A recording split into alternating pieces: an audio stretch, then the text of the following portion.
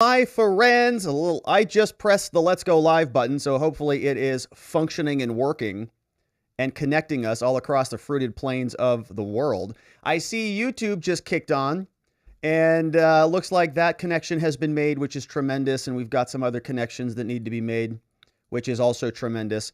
But it looks like we're coming in loud and clear, so that means we can go ahead and get started. So let's do it, shall we?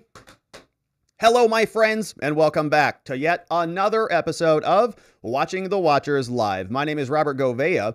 I am a criminal defense attorney at the R&R Law Group located in the always beautiful and sunny Scottsdale, Arizona. And today, my friends, we're talking about charges. We've got some serious charges to talk about. Of course, the big story of the day is Sam Bankman-Fried, the founder of FTX, known as SBF, has been indicted by the SDNY, also by the CFTC and the SEC. So we've got a whole bunch of alphabet soup that we're going to go through today, starting with the SDNY criminal charges.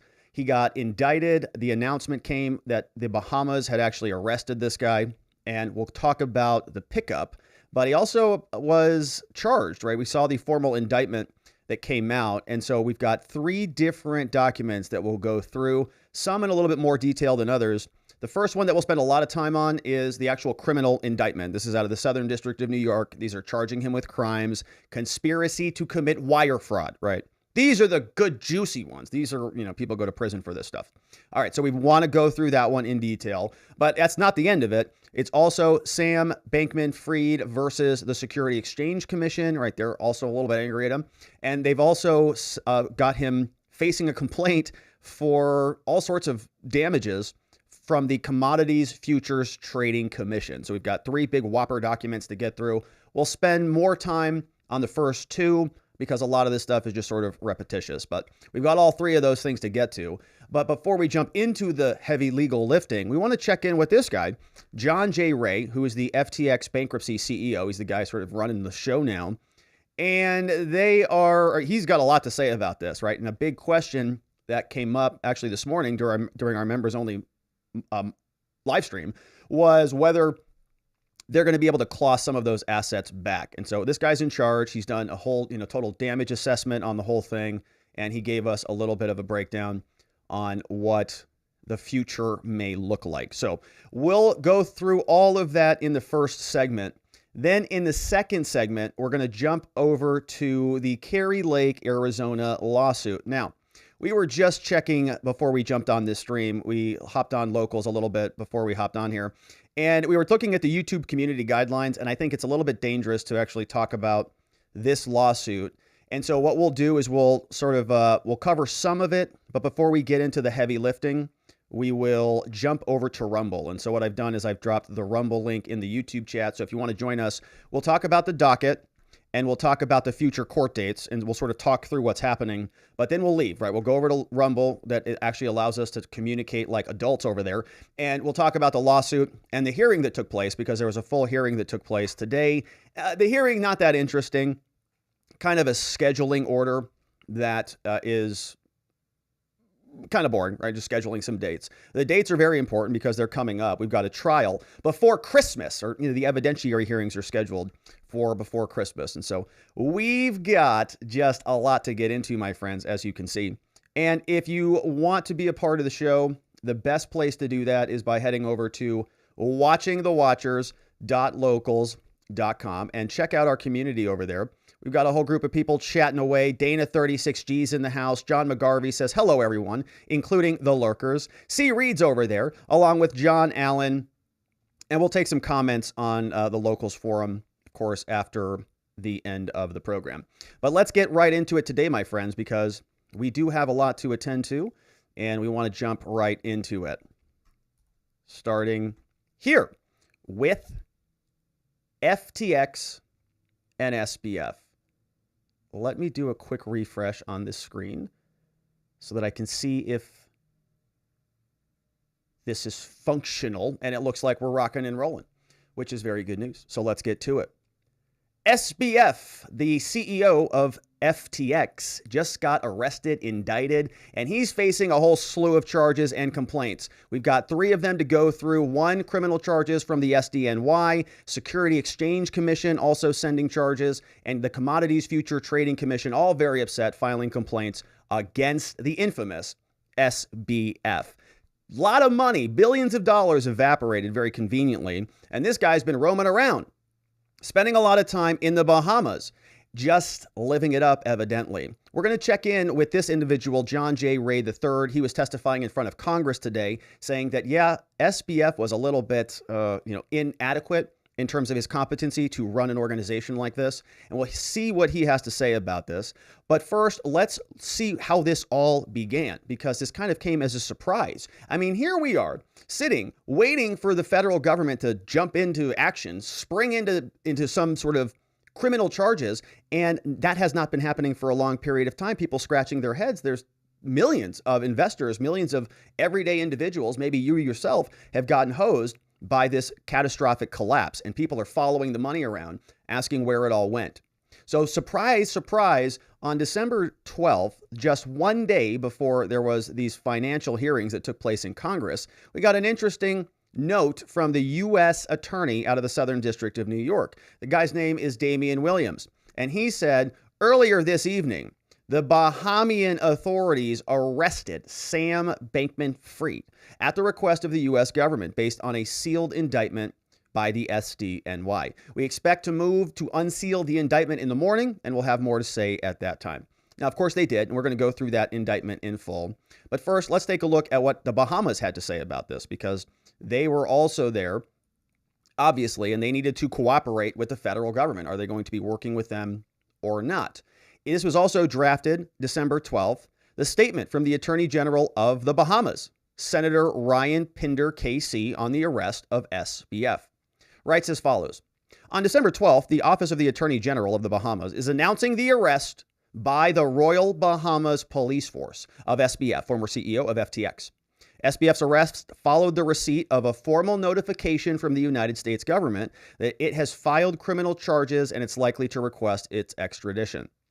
As a result of this notification received and the materials provided therewith, it was deemed appropriate for the Attorney General to seek SBF's arrest and hold him in custody pursuant to our nation's Extradition Act. At such a time a formal request for extradition is made, the Bahamas intends to process it promptly pursuant to the Bahamian law and to its treaty obligations with the U.S. Prime Minister Davis in the Bahamas responded to the arrest. He said, the Bahamas and the United States have a shared interest in holding accountable all individuals associated with FTX who may have betrayed the public trust and broken the law. While the United States is pursuing criminal charges against him individually, the Bahamas will continue its own regulatory investigations into the collapse, and we hope with the continued cooperation of its law enforcement in the United States and elsewhere, right? So they're all working together to go and try to stop this individual from leaving or fleeing. They're going to be arresting him, extraditing him. Don't know, if he's landed in the United States or where he's sort of being processed or what the current status of his physical location is. But both sides of the coin, everybody's jumping in on this. All right. Bahamas say, cool. Thank you, SDNY. We love it. Also, SDNY says the indictment will be unsealed, and we are going to go through that here in a minute. But first, let's take a look at this very interesting photo. You remember previously on this channel, we asked ourselves this question. What was Miss Ellison doing in New York? This post came out from Alistair Milne when we were following the sort of the lack of prosecution. We were asking ourselves, why is it taking so long? And we know grand juries and different indictments can take some time. But people were asking themselves, why is SBF's partner in crime, Carolyn Ellison, the one who is pictured here from the very famous photographs with her and SBF, what is she doing just walking around New York as a free woman? People were saying, is that even her? Is that really her? Somebody said, yeah, it was, right? They actually confirmed this with the barista on the other side of the coffee shop. And he said, yeah, it's definitely her. She's here. So we were all wondering what that was about. Well, of course, she may have been there meeting with the prosecutors. She may have been working on providing interviews, providing evidence maybe in exchange for her innocence, right? Maybe she'll work with the government in exchange for leniency, for a better plea deal. And so we've got a lot to talk about before we get to the actual court documents, because the CEO, who has now been in charge of FTX, the person who has replaced SBF, his name is John J. Ray III, and he was testifying in front of Congress today. They were supposed to have SBF there. Remember, they had him playing this kissy face game with Maxine Waters on Twitter. She said, "We'd love to have you here." And he said, "I'd love to be there. Gosh, it'd be great." And all of that was supposed to take place today, the 13th of December. But none of that did happen.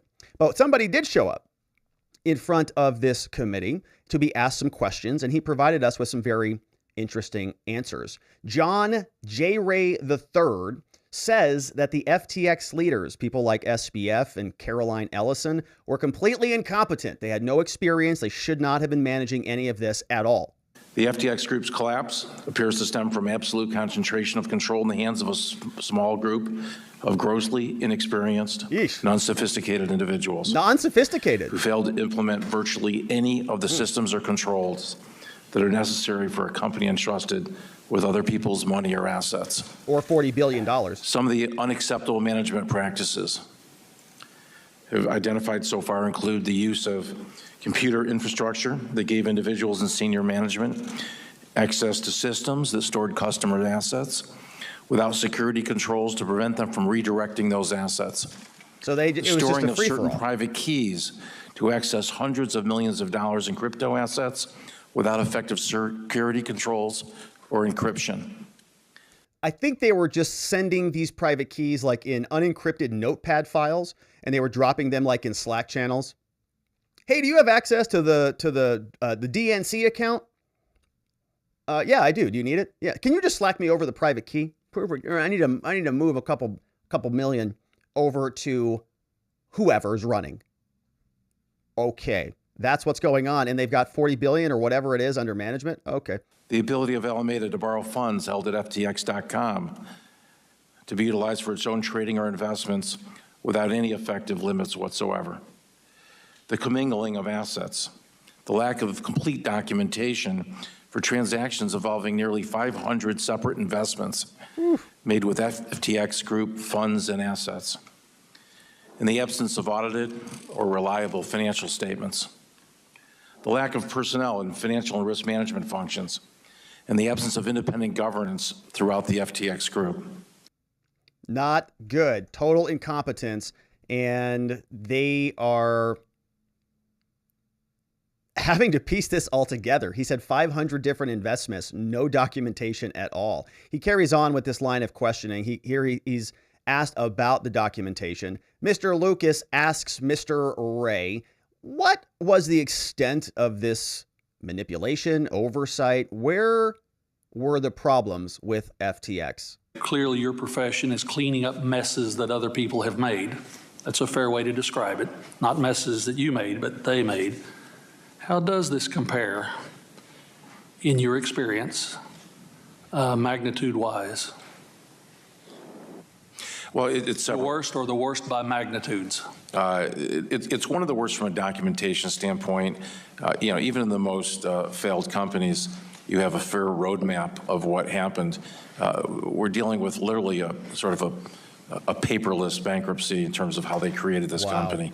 It makes it very difficult to trace and track assets. And they were even using deleting messages, right? They had different Slack channels and they were using different technologies where they would delete the messages. And evidently that was part of the standard operating procedure. I think there's even evidence that Sam was saying, this is how I want things to be run, right? It's actually a security benefit because nobody can see what we're actually using and stuff evaporates in thin air. But the problem is, right, all of this nefariousness, everything that was the theft of money was untraceable. So everybody, this guy's having to piece it together after the fact. And particularly, as I've said, in the crypto world, it's really unprecedented in terms of the lack of documentation. Unprecedented in terms of the lack of documentation. And so he is going through this. Ray the Third is diving through what's left, right? Many of these documents, as he mentioned, have already been deleted, and there's nothing really to unpack. But people have questions about the money. Where did it go? We know that Sam was living in the Bahamas, something like $130 million mansion property, insane. But what about everybody else? We know that there's been tens at least of millions that is quantified that Sam, FTX, Alameda, whomever, transferred over to the Democrats. Estimates from people like Elon Musk have said this could be as much as $1 billion, right? When you sort of follow the tentacles wherever they may lead, because it wasn't just FTX and Alameda. It was also all of their subsidiaries that were funneling money all over the place, which is why Maxine Waters on the House Finance Committee was blowing kissy faces over to SBF when he was parading around Congress. But what about the money that has not been recovered? What about the family? Is there evidence that there were other actors involved? The answer is yes. Mr. Ray III answers a question in Congress saying, yeah, SBF's family, yeah, they got a nice chunk of that money. Is there any evidence of his parents' involvement in the operations?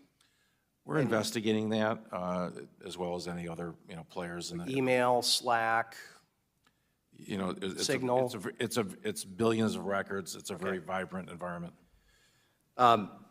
So I hear that you haven't discovered that. I mean, it would seem interesting that that they didn't either give legal advice or business advice or parental advice. SBF's parents evidently are, very high up lawyers, people at Stanford, people who are in the regulatory finance area, who've talked about cryptocurrencies, who are sort of in this industry. And this is one of the reasons why people like Kevin O'Leary, who is one of the individuals on Shark Tank, why he said that he trusted SBF and FTX. I believe we played the clip here where he said, well, actually, I trust this organization because Sam's parents are compliance lawyers. So nothing could possibly go wrong with any of these cases. Maybe. Well, certainly, clearly, and I think in our first day papers, we indicated that that Mr. Bankman had given legal advice. Okay, had he been an employee of FTX, as has been reported? I don't know if he actually had an employee status, but he certainly received payments from, the family did receive payments. Okay, that sounds like employment to me. You got a payment for... Family got payments. Well, I raise that because on December 8 of 2020... Look at that little smile he's got, too. How much money went over there? And he kind of has a little De Niro look, doesn't he? He kind of looks like Mr. Robert De Niro. He sort of talks, you know what I mean? Kind of one of those. December 8 of 2021, I met with Sam Bankman-Fried in my office, which I will note was just immediately before he came down to the hearing. He was at least 15 minutes late, and his father accompanied him in that meeting.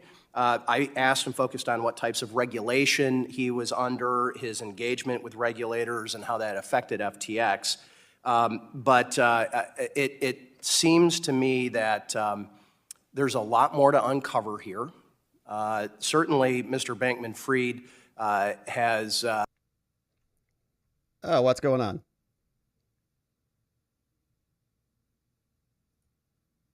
Mr. Bankman-Fried has...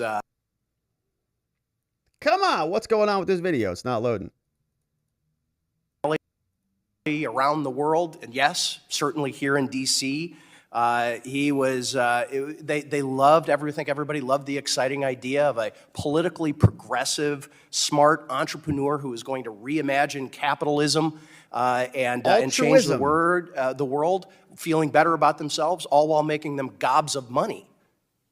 And I'm glad to see it's finally unraveled. So my time is up, and I yield back. So they definitely got payments. The old family got payments.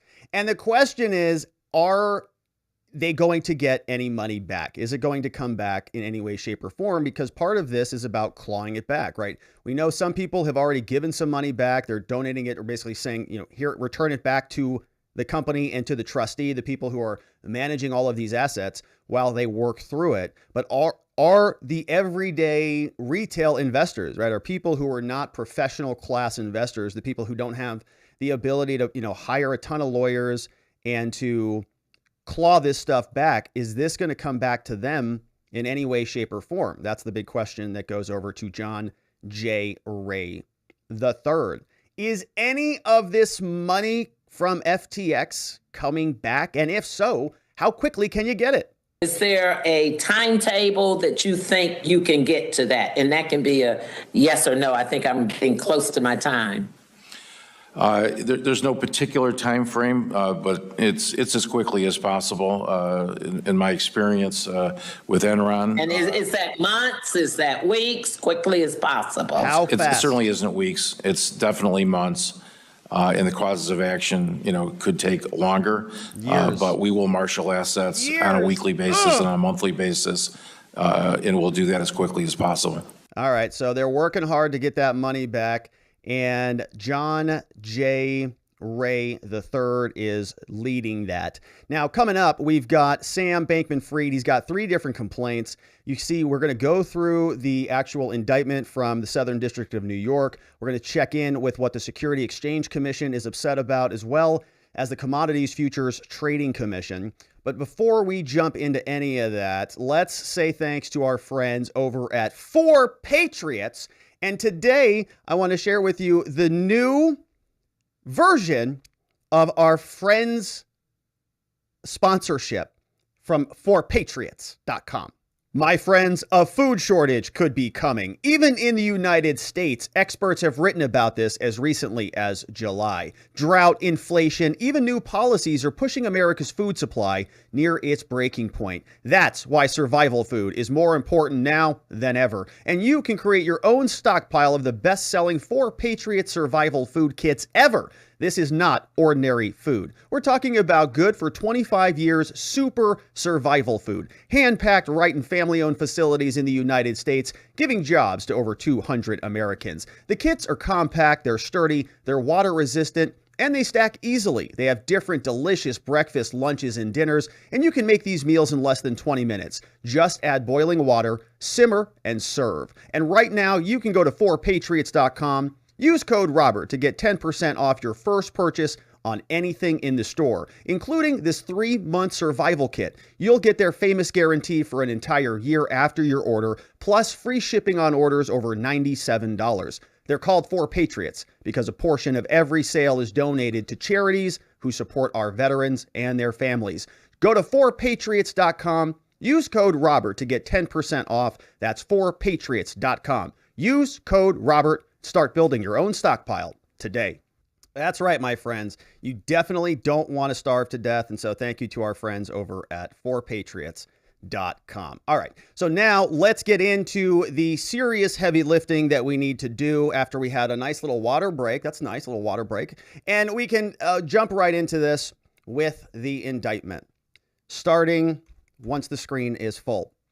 SBF Sam Bankman-Fried indicted out of the Southern District of New York, charges brought by the United States of America. This is the 14-page sealed indictment with the various counts. We see starting with count 1, conspiracy to commit wire fraud on customers. One of the more obvious ones, people saying, yeah, kind of a no-brainer, what took so long? But the grand jury came out and they write as follows. They say, from at least in or about 2019, all the way up till November of this year, out of the Southern District of New York, the individual known as SBF did knowingly and willfully combine, conspire, confederate, and agree to commit wire fraud. Pretty obvious. It was an object of the conspiracy that Sam, the defendant, and others, known and unknown, knowingly having devised and intending to devise a scheme and artifice to defraud and for obtaining money and property, would and did transmit and cause to be transmitted into interstate commerce, customer deposits, misappropriating those funds and using those deposits to pay the expenses of Alameda Research. In other words, they took the money out of the bank, your money out of the bank, and they used it for their own purposes. Now, the grand jury says something similar, right? A lot of this is very legalese, and so we'll sort of skip through it, but the wire fraud is count 2, wire fraud on customers. So you can see the first one is the conspiracy to commit the wire fraud. You can conspire about doing something without actually doing it, but they actually did it. So they actually conspired, and then they did the wire fraud. Same people, SBF and others, conspired. They devised a scheme and artifice to obtain money by fraudulent pretenses. They said your money would be secured. They sent that money by means of wire, transmitted over interstate commerce, and they defrauded customers. Similar reason to pay the expenses and the debts. Count 3. We also see that they're being charged, or he's being charged with conspiracy to commit wire fraud on the lenders, right? So a different party, not just the consumers, customers and their deposits, but also the lenders, which is a different financial mechanism. Same thing. This one goes back to June though, so it's actually narrowing the time frame a bit. All the way to November, did defraud all of these lenders, fraudulent pretenses, transmitted these things by means of wire, radio, and others. Count 4, the same thing, the actual wire fraud. So it goes from the conspiracy to the actual charges of wire fraud. Same thing here, right? Not a whole lot difference. This one is, again, to defraud lenders to Alameda by providing false and misleading information to those lenders, benefiting Bankman's crypto hedge fund. Now, there's also commodities fraud. From at least 2019 all the way up until recent era, SBF committed commodities fraud. It was the object of the conspiracy that SBF would and did directly use and employ a contract of sale of a commodity in order to manipulate the funds. Those deposits were misappropriated and used to pay Bankman-Fried's proprietary crypto hedge fund to make investments, right? A misappropriation of the money. Count 6, conspiracy to commit securities fraud. Same type of allegations here. And so this is going through the legal elements of each count.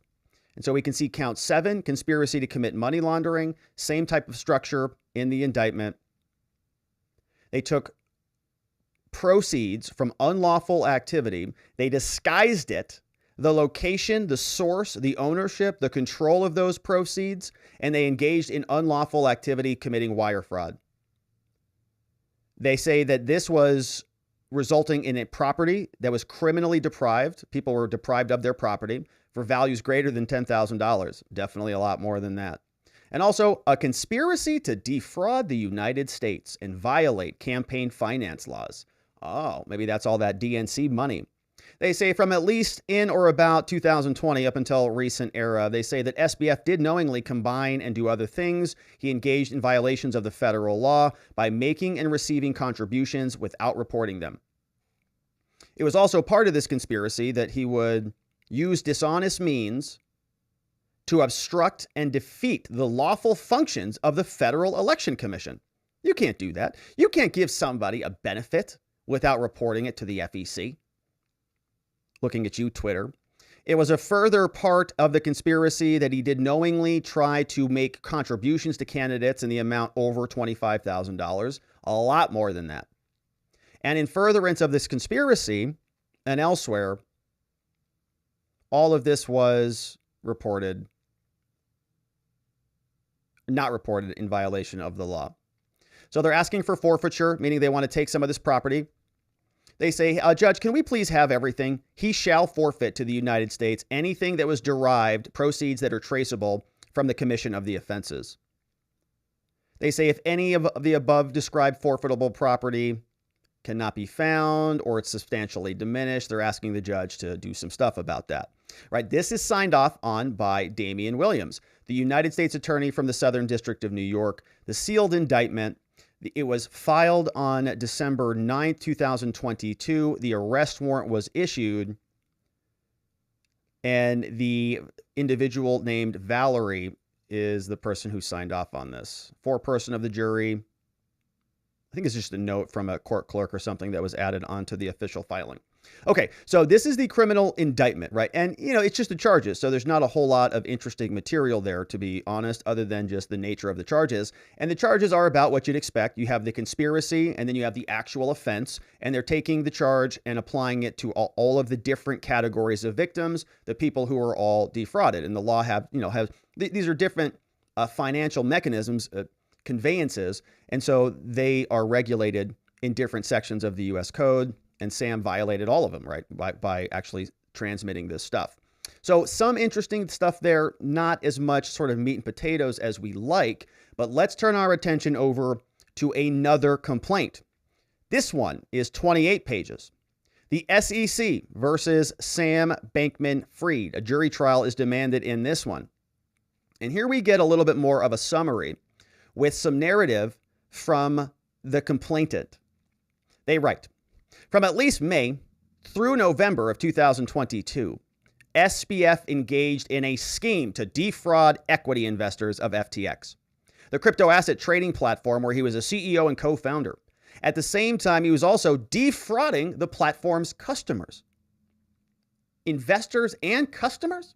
Fried raised more than $1.8 billion from investors, including U.S. investors who bought an equity stake in FTX, believing that FTX had appropriate controls and risk management measures. Big mistake.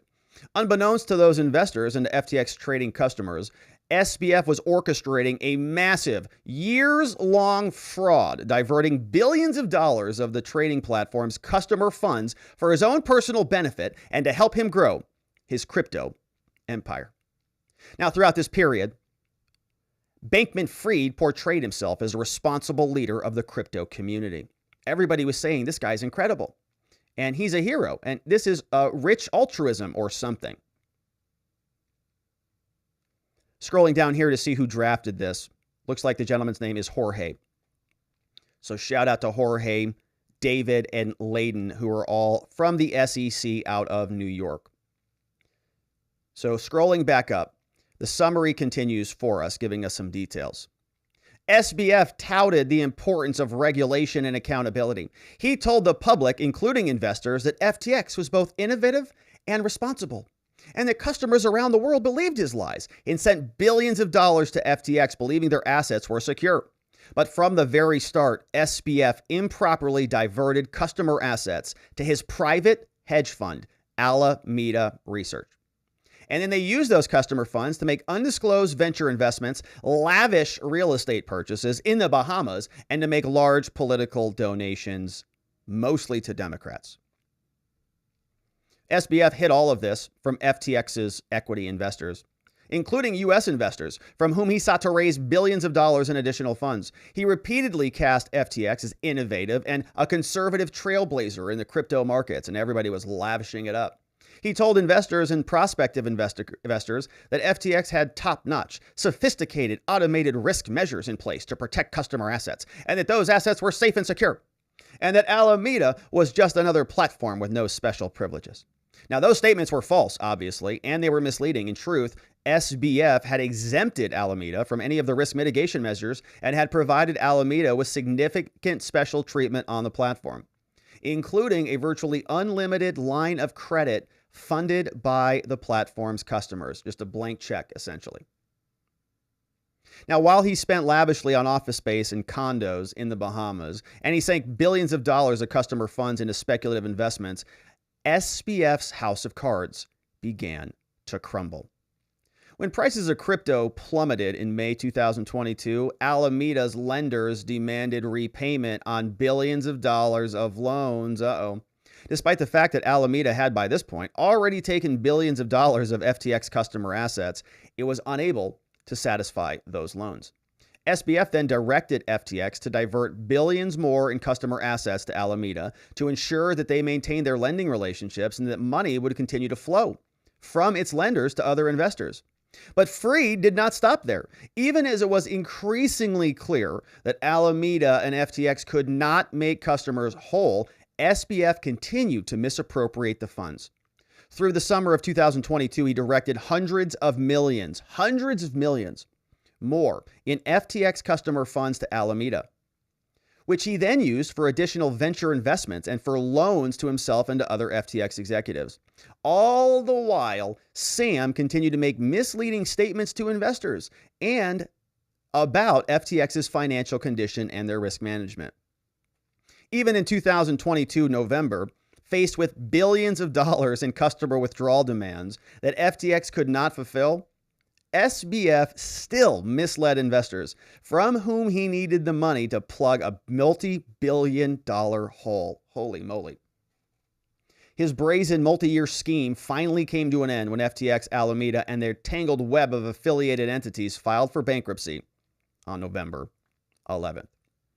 So here you can see the violations are several. They say that he violated the Securities Act 1933, also the Securities Exchange Act 1934, and several other different rules. And they say that, dear Judge, unless SBF is permanently restrained and enjoined, he will continue to engage in this type of fraud and corruption. So they're seeking relief. They want the court to do a couple things. One, permanently stop SBF from doing this stuff. No more business of this at all.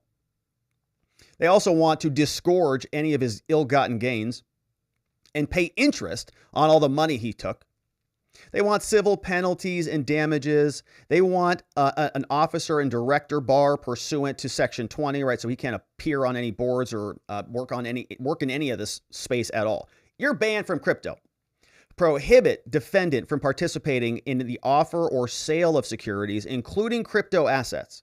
All right, so a lot of people, like Kevin O'Leary, are saying, well, it's just a little bit of a slip up. Founders fail, and so what? And we give them the benefit of the doubt. This is America, right? Everybody can declare bankruptcy, and everybody can start over again.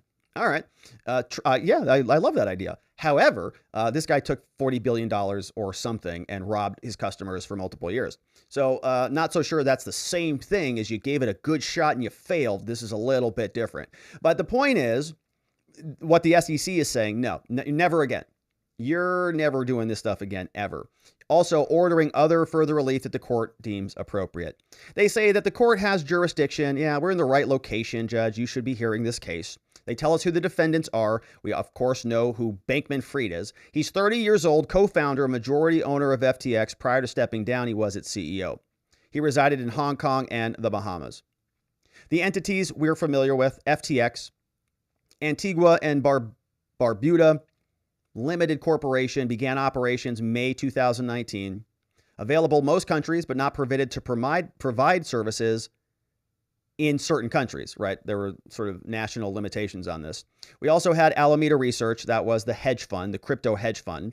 This was founded in October 2017. Prior to the bankruptcy filing, Bankman and Wang had been their sole equity owners. Fried owned 90%. Wow. Bankman was the CEO of Alameda until he appointed Caroline Ellison, who we talked at the start of the segment, which was his girlfriend. And his girlfriend, as we saw earlier, was evidently in New York, presumably working with the Southern District to get him indicted via the grand jury. Sam Trabucco became CEOs. Alameda filed for Chapter 11 right around the same time. Ellison was the sole CEO. She got appointed August 2022. Yikes.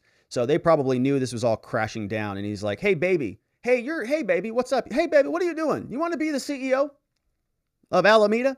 SBF. She's like, yeah, I'd love that. I'm a CEO. I've always thought I was a CEO. He's like, yeah, you'll be great at this. Why don't you go take up Alameda? Yikes.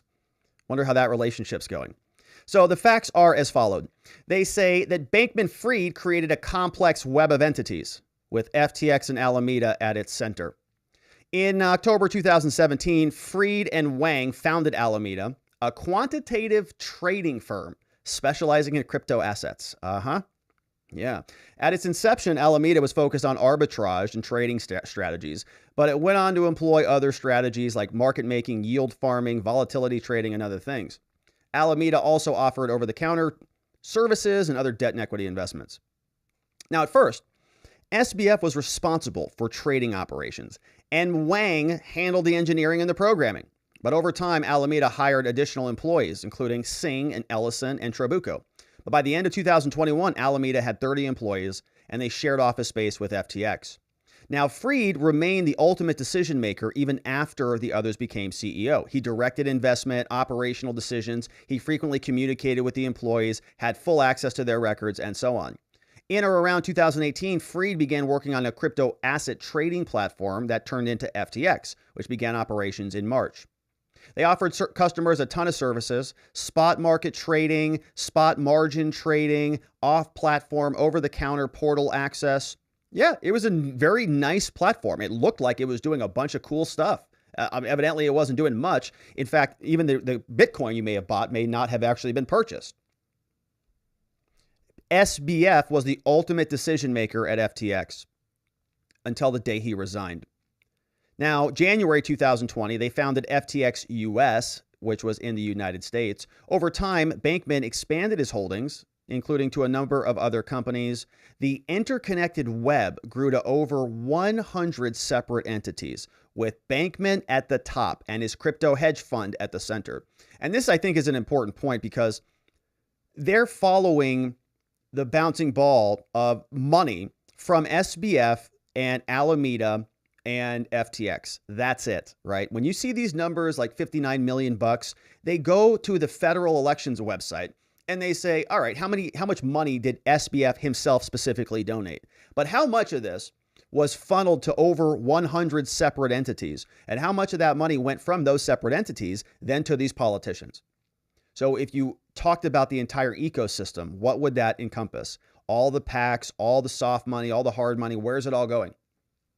FTX is as a subsidiary. All right, so some details there. Now this continues. Through the relevant period in multiple statements, SBF put himself out as a visionary. He conducted intensive public relations campaigns and branded himself as an honest steward of crypto.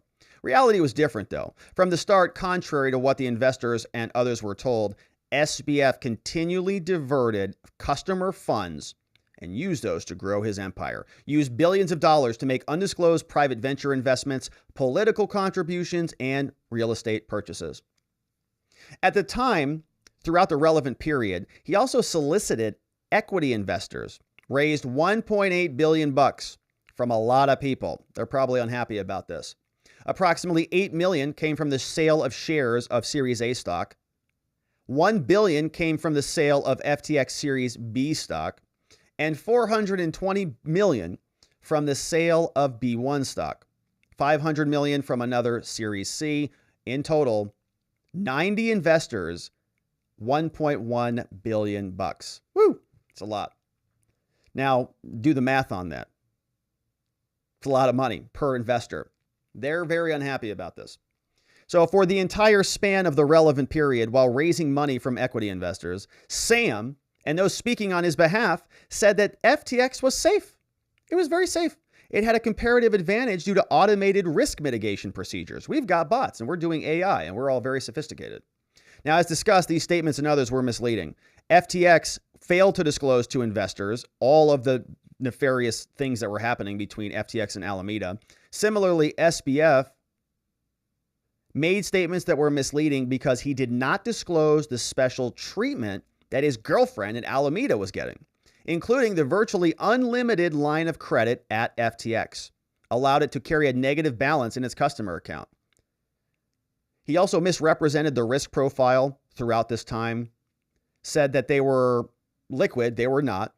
The stuff that was deposited means that they were largely illiquid FTX affiliated tokens. So, right, it's called FTT.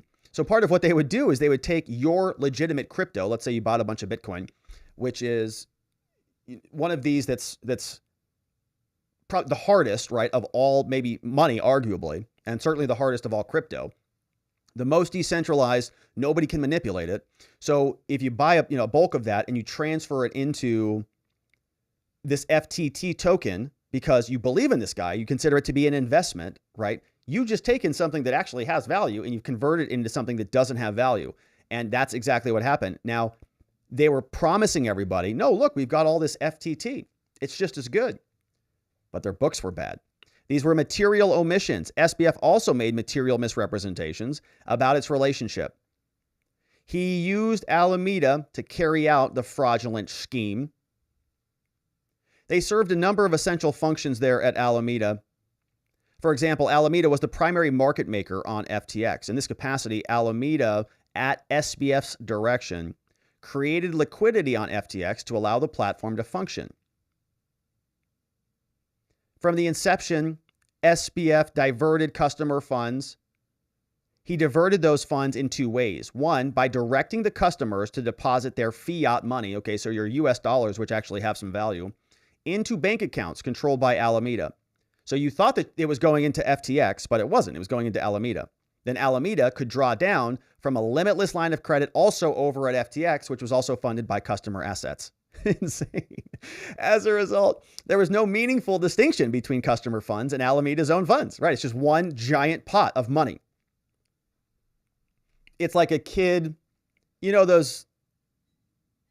it's like a kid on Halloween. You know, the kids on Halloween, when you put the candy bowl out and you say, just take one, and the kids come and they take the whole bowl.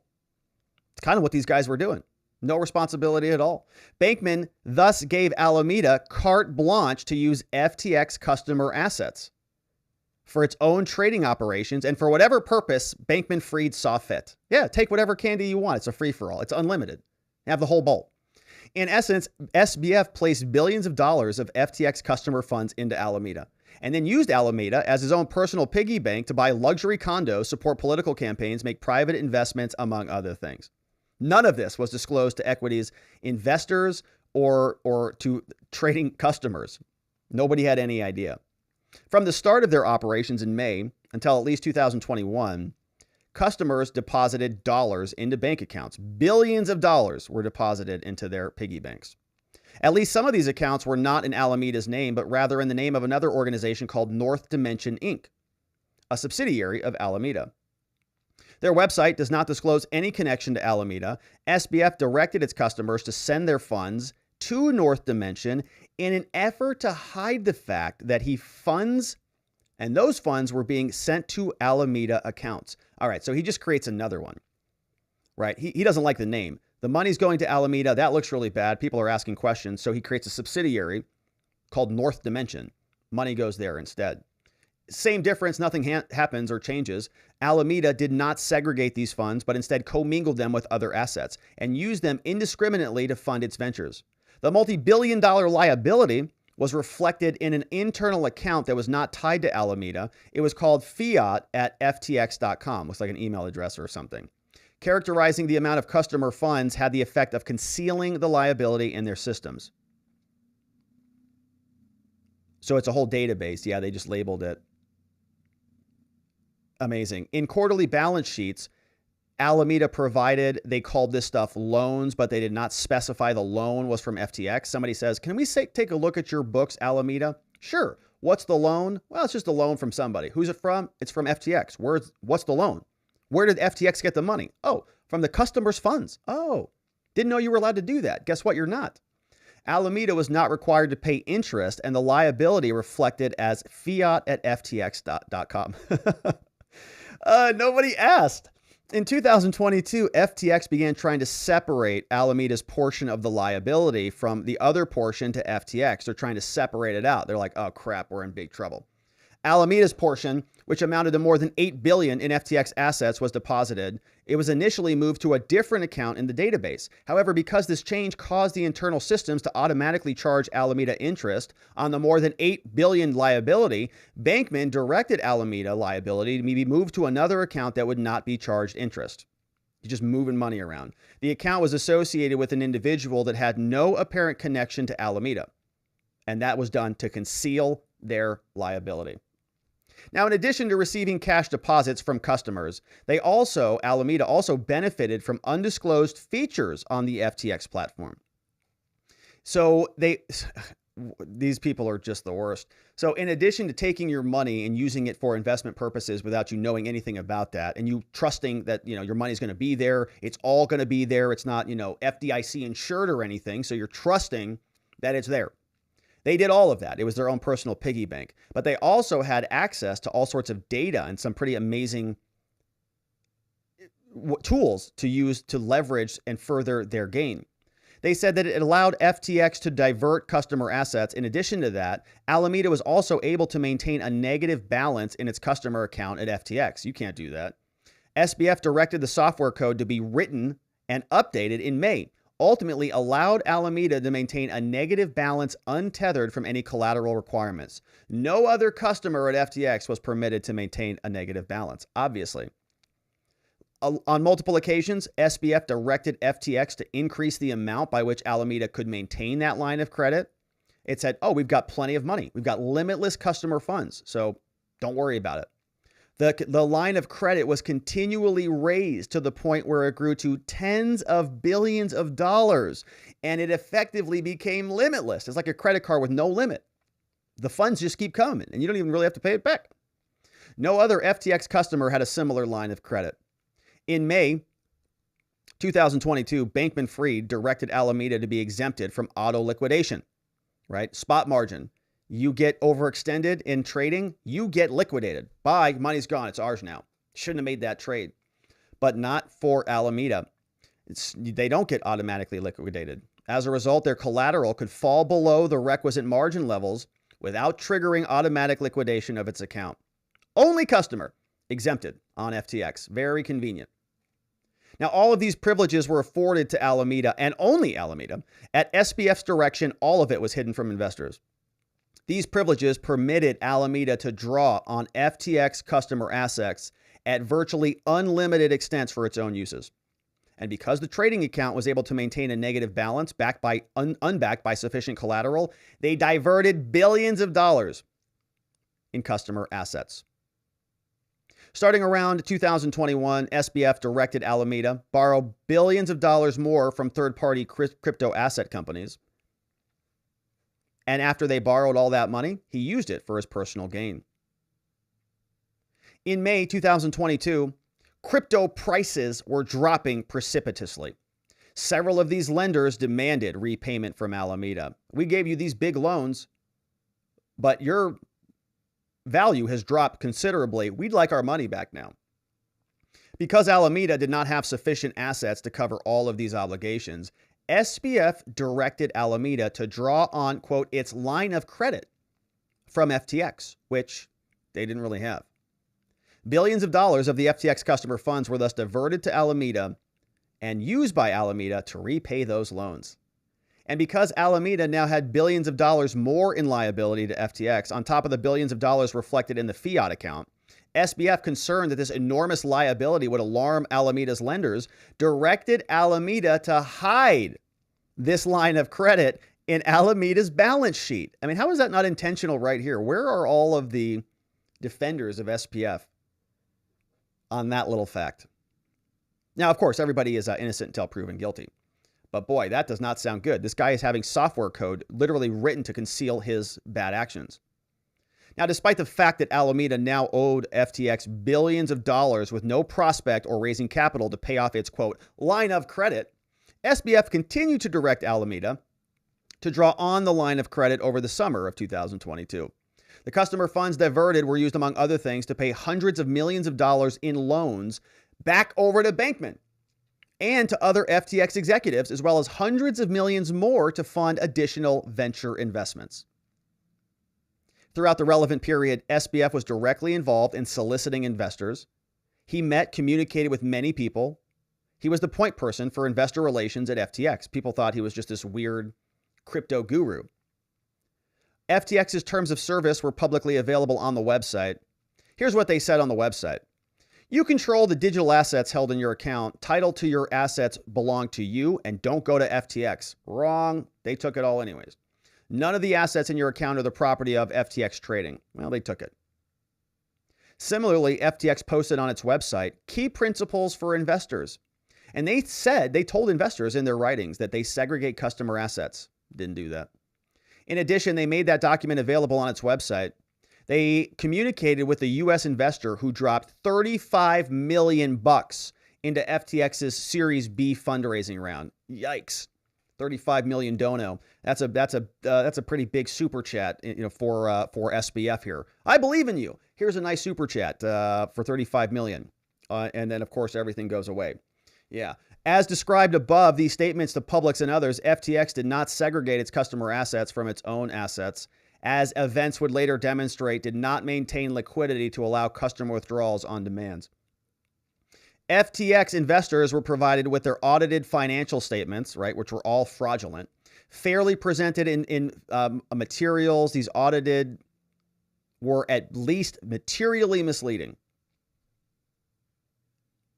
And throughout the relevant period, they say that Sam made public statements assuring that the customer's assets were safe.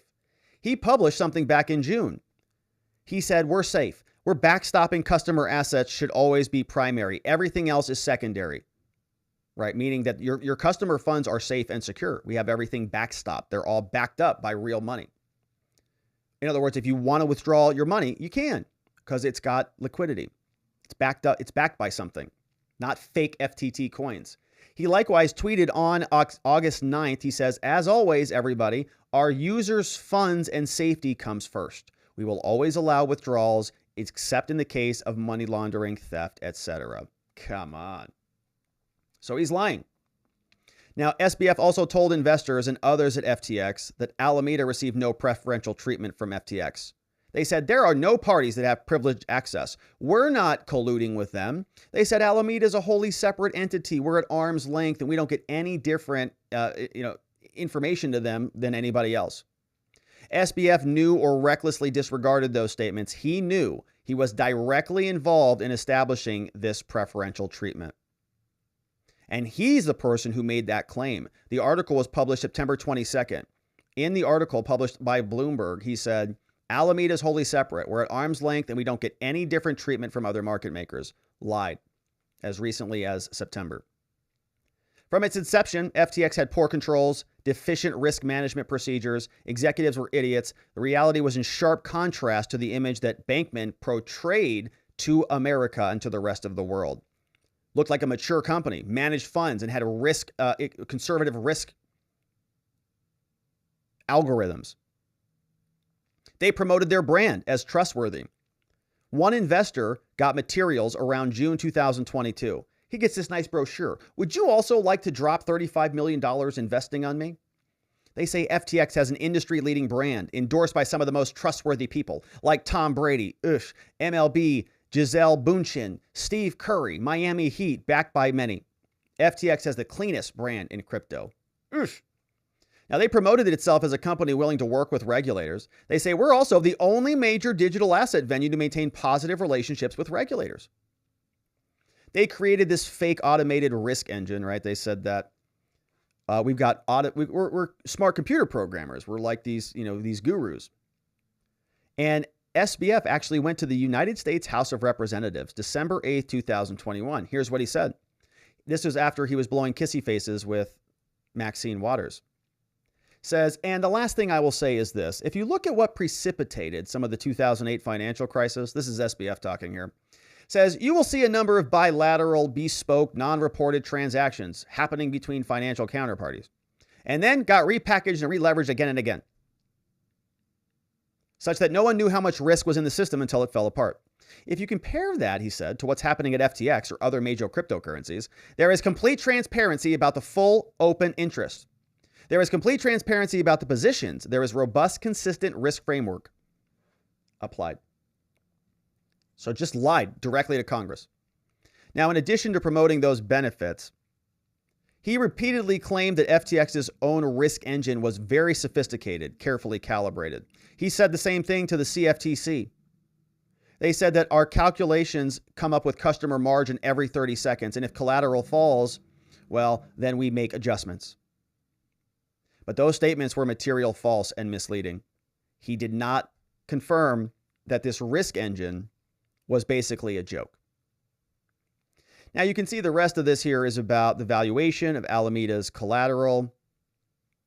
They manipulated these assets. They made a difference between current price and fair price. They had a whole bunch of illiquid tokens that just weren't actually anything of value. They made loans. They made real estate purchases. Bankman commingled funds to make large political donations and purchase tens of millions of dollars in real estate, also for himself, for his parents, and other FTX executives. Singh and Wang, they borrowed $554 million and $224 million respectively. These are two other co-entities who helped formulate and found FTX and Alameda, or they were early employees there. $554 million is borrowed by Singh and $224 million borrowed by Wang. Promissory notes with Alameda in 2021 and 2022. And holy moly, my friends, we got a whopper of a super chat that just came in from Marion Holtzman. I think that's a record breaker on the show. I didn't even know that you could do that amount. He says, I believe that they arrested him to stop him from testifying. Right. SBF was scheduled to testify today. He said that he was going to do it today. And then I think he was backing out. He said that he was overbooked about this. Marion Holtzman says, like Hillary, it's a I go down, you go down scenario. Nothing will come of this as usual. That Southern District of New York is involved is all we need to know. That very astute observation there, Marion Holtzman. Yeah, SDNY, as you know, it's the same organization that prosecuted Ghislaine Maxwell and didn't prosecute anybody else other than Ghislaine. The Ghislaine Maxwell who was one person who was certainly involved in it, but weren't there a whole bunch of other individuals as well that never saw any repercussions from this? SDNY. And, well, we'll come back to that, Marion. When we're done with this, we'll pull up there was an article that I saw that SBF said that he was overbooked. So I don't know what happened, but you're very right to be skeptical about it. It all seems very, very interestingly timed. And thank you, Marion, for the very generous donation. Holy moly. That's the super chat. Man, that's a big one. Thank you for that. 69 is as follows as we continue. It says the loans to Bankman and other individuals were so poorly documented, at times not documented at all. And similarly, the record keeping regarding the purchase and the ownership of real estate was poorly organized and documented. So that money, I don't know why you need $500 million bucks. Can I just borrow $500 million? Sure. Yeah. What do you need it for? Property? Oh, that makes sense. Go get it. Neither the fact of the loans or the purchases, nor the documentation of significant company liabilities and expenditures was disclosed to investors. Now, despite the precarious financial position, Bankman continued to use customer assets. We're getting closer in time now to the current era. And it says in May 2022, crypto markets plummeted. There was a significant loss in value across the entire industry. Bankman characterized FTX and himself as playing an important role in stabilizing the industry. He entered into a series of transactions with other members of the industry, providing credit to and taking over other failing firms. On June 21st, 2022, after giving a $250 million line of credit to BlockFi, a global crypto financial services company, to provide the company with access to capital, Bankman-Fried tweeted, "We take our duty seriously to protect the digital asset ecosystem and its customers." At the same time, he was positioning himself as a hero. However, the plummeting value of the crypto assets was impacting Alameda and the resulting FTX.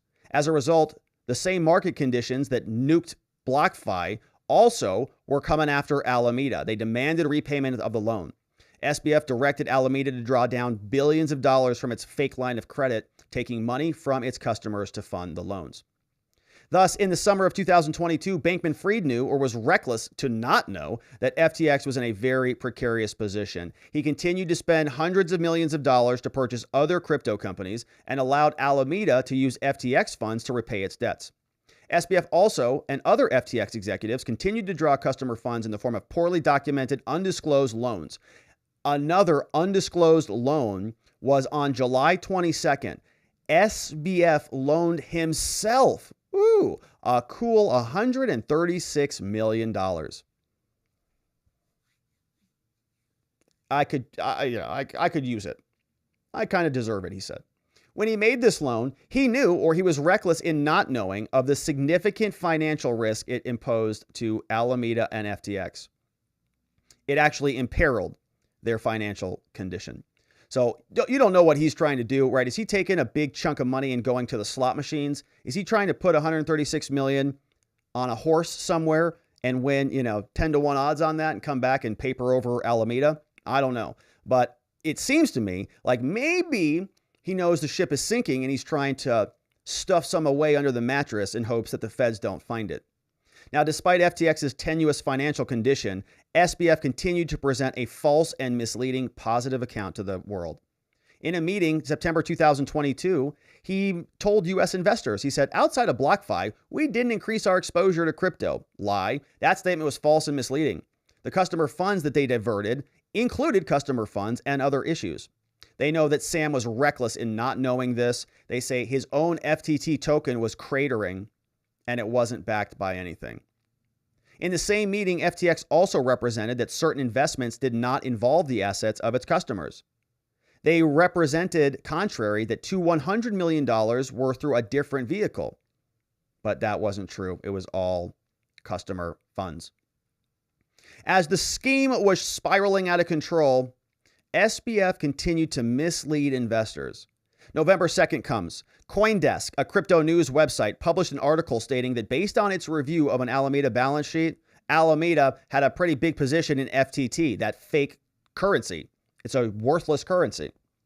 On November 6th, the CEO of Binance, a crypto asset trading platform, announced that due to recent revelations that we're liquidating our FTT holdings, right? That's the fake currency. If everybody drops it, then it's other people drop it, right? And it loses its value rapidly. Binance at the time held more than $500 million in that token. It got that as part of a buyout deal earlier. Binance announced that, and it caused many FTX customers to withdraw, right? They're going, oh, darn it. If Binance is withdrawing this, there must be a pretty big reason, so I better drop my FTT too. Everybody starts selling it. Bankman-Fried knew that he was reckless or was reckless in not knowing that any further drop of FTT threatened the solvency of the entire company. To prevent the collapse of the market of FTT, Ellison tweeted an offer to buy Binance's entire stake for $22 per token. He says, hey, CZ, if you're looking to minimize the market impact on your FTT sales, Alameda will happily buy it all from you today at $22. Okay, so she's taking your customer money and just going and buying that back. So it's this big loop. Attempting to maintain public and investor confidence, Fried tweeted on November 7th. He said, FTX is fine. Assets are fine. FTX has enough to cover all client holdings. We don't invest client assets, even in treasuries. We've been processing all withdrawals and will continue to be so. Obviously, that was false. The tweet was false and misleading. Fried later deleted it. He knew that FTX at his direction allowed Alameda to use client assets, and he had done so. The next day, FTX paused all customer withdrawals. The price of FTT plummeted by 80%. The collateral on deposit was worth far less than what they borrowed, and FTX was left with billions in unrecoverable loans.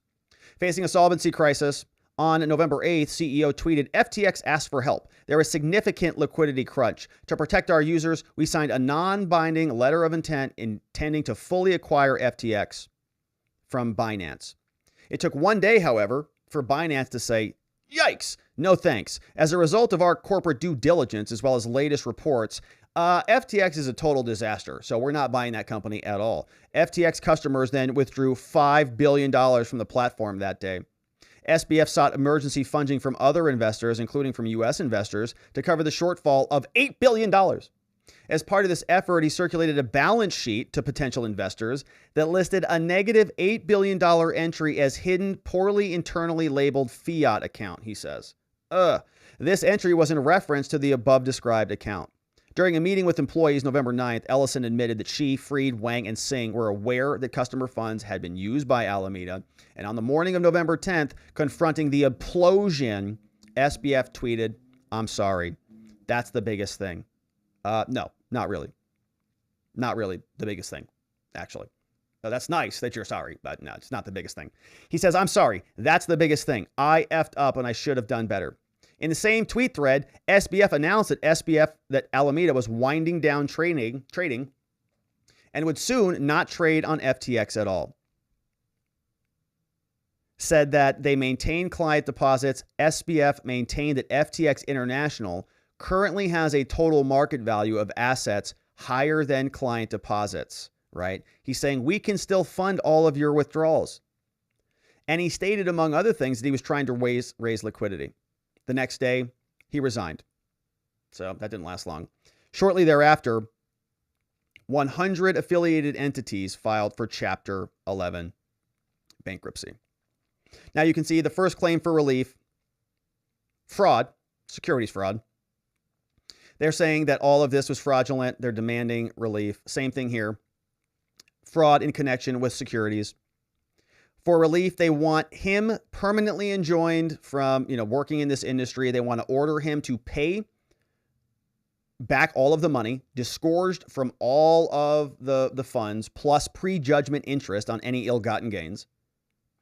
ordering him to pay civil monetary penalties, barred from acting as an officer or director on any organizations, cannot participate in any crypto asset securities, banned from the whole industry basically, and anything else that the judge deems appropriate. They want a jury trial signed by Jorge G. Tenrero, representing the Securities and Exchange Commission out of New York.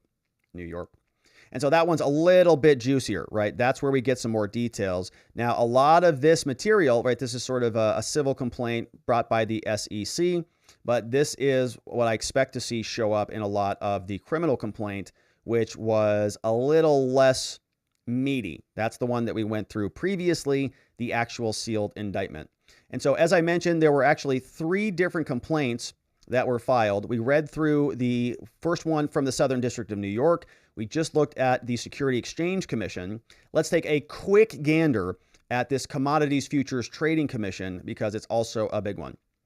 You can see here, this is another 40 pages, a complaint for injunctive and other equitable relief and for damages against Sam Bankman-Fried, and this one is listing a couple other entities, including FTX Trading and Alameda Research. Now, I'm not going to go through this whole thing because a lot of it mirrors the prior document that we just read, but you can see, right, this is a whole additional U.S. government entity called the Commodities Futures Trading Commission that's making a similar complaint. They say he was in charge of FTX, all sorts of celebrity endorsements. He collapsed his empire, lost $8 billion of customer deposits, market making, all working together with Alameda, relevant period. They said that everything was safeguarded. It was not. Jurisdiction, we all know who the venues are that are appropriate. They tell us that the plaintiff here, in this case, which is a little bit different, is the Commodity Futures Trading Commission. It's the independent federal regulatory agency that is charged by Congress with the enforcement of the Commodity Exchange Act. SBF, we know who he is. We also know who the other defendants are. Now, the purpose of this entity is to serve interests through a system of self-regulation, oversight, deter manipulation, protect market integrity, financial integrity of all transactions, and so on. All right, and they're also regulating some digital assets. And they have a whole slew of law that they think is relevant. And they give us a little bit more detail here. They wrote a white paper. They're trading 600 million to 1 billion a day and so on. If we scroll all the way down and fast forward through this document, which you can certainly read on your own, they'll talk about the different market events that are happening, how prices relate to different market events, and how his statements are manipulating the markets. And what that did to the markets, right? So they're sort of analyzing it all. Now, if we scroll down to the bottom and see what they're actually asking for, they're demanding a jury trial, but they're also asking for the following relief. An order that they do the following: a permanent injunction, no further involvement with any of these entities, no trading, no transactions, no solicitation, nothing. An order saying that they're disgorged of profits. And a lot of this mirrors the prior stuff that we've talked about. So another government entity signed off this one by Jack Murphy out of the Commodities Futures Trading Commission, December 13th. And that's SBF. He's facing 3 separate complaints, and these are going to be things that he has to deal with for the foreseeable future. The big one that I'm interested in, I want to see what more of the discovery looks like, what the facts look like in the criminal charges case, which is coming out of the Southern District of New York. Of course, we will continue to cover this one of the biggest frauds in American history. And one thought as we were reading through this today, did anybody else notice that you could sort of interchange FTX, just swap out FTX and just insert Twitter. Just insert Twitter in there. Rather than cryptocurrencies, we're talking about free speech, right? Rather than one product being a security or a crypto coin, the other product that Twitter was using was free speech. There were all sorts of similar lies told to Congress, to regulators, to our representatives, to us, to investors, to board members. They told us that Twitter was honest and truthful and they weren't censoring or suppressing anybody. They did. They did all of that. SBF said, no, we do things, we keep your funds safe, just like we keep your speech safe. Nope, they didn't do any of that. right? And so we see these just catastrophic frauds that sort of exist in all of the different pillars of infrastructure throughout this country. And we see some action here, right? This one's a little bit more concrete. I think people can digest the fact that they had, $100 in a bank account and now it's gone. They can feel that. This free speech assault by another mega corporation, also that was led and housed by a bunch of tech bro gurus, evidently. They did the same thing. They defrauded an entire nation, arguably the entire world. And we'll see if there are any consequences for them. But I'll save that tangent for a different video. Thank you, my friends, for joining us as we covered this one. We will continue to do so. Thank you for subscribing. Thank you for liking this video wherever it is you're watching it. And we'll look forward to seeing you on the next one. All right, my friends. And so that is it for the SBF segment. Now, we've got to jump into the next segment, which is the Kari Lake segment. We're going to go through her lawsuit. But as I mentioned, I do not think that this is going to be YouTube friendly. And so let me see how I want to do this exactly. I don't think that we're going to be able to cover the lawsuit on YouTube. Here's a preview of it. If you want to read it on your own, the full lawsuit is available. But we'll go through what we can here today. And I think we can probably make it through the testimony. I think we can make it through the testimony before we get to the actual lawsuit. Kari Lake files a lawsuit in Arizona. Judge orders an emergency hearing. We're going to cover both of those here today. You can see the lawsuit is here, and we're going to make sure that we talk about the lawsuit on a very YouTube-friendly platform. And so if you're not watching it in the video right here, that's because we excised it from YouTube and Facebook and the others. But we do certainly want to cover what we can, starting with the docket and a little bit of the hearing. The testimony that took place today in the hearing was very, very uninteresting. And so we can cover that. They just basically scheduled dates. And we'll take a look at those dates here in a minute. But first, let's get our bearings straight by going over to the court docket. And this is the public docket. So if you want to follow along at home, you certainly can. The case number is here. You can go to superiorcourt.maricopa.gov and check out this case. It's filed case number CV 2022-095-403, Judge Peter Thompson. This is out of the Southeast facility. It's called CEF. We call it CEF, the Southeast facility. And you're going to see that on the screen when we look at the testimony. The judge is in the Southeast facility. There was an order in Arizona that many of these, that most cases now are being heard telephonically. We sort of carried that over from the COVID era. But you can see the person who's filing the lawsuit is Kari Lake. She's suing all of the defendants: Katie Hobbs, Stephen Richer, Bill Gates, the onesie-twosie Bill Gates, that guy, Clint Hickman, Jack Sellers, and everybody else, along with the Maricopa County Board of Supervisors. They've got attorneys who are all listed on here. So when we go to the testimony, when we go to the hearing, we'll see these people on board. Now, we also have the complaint that was filed previously, and so we'll read through that. But we also have dates. So look what happened after the hearing today. There was an order to show cause to discuss the election complaint. Oral argument was scheduled on the 19th. So that's going to be just a short couple days from now. The 19th is going to put us on Monday. 21st is going to be the evidentiary hearing. That's going to be Wednesday of next week. And then on the 22nd is going to be another evidentiary hearing. Those are basically the days for trial, all taking place right before Christmas. Going to be fun. All right, so that is the update from the court docket. Let's go and check out what this hearing looked like. And this was actually pretty interesting. Right Side Broadcasting had this one pulled up. And I wanted to start with an interesting little story. So if you remember, there was a bunch of people were sharing the tiny URL link. There was actually people who were wanting to get on this hearing, right? And in fact, even on our locals community yesterday, we had people sharing the screenshot of the URL to go in on the proceeding. Now, when I saw that, because I practice here in Arizona, it looked like a notice to lawyers, right? This is a notice to the lawyers to show up and be here like in the private room, almost like it's your private room, because they use Microsoft Teams and they want you in the room, right? This is the link was for the lawyers on the case.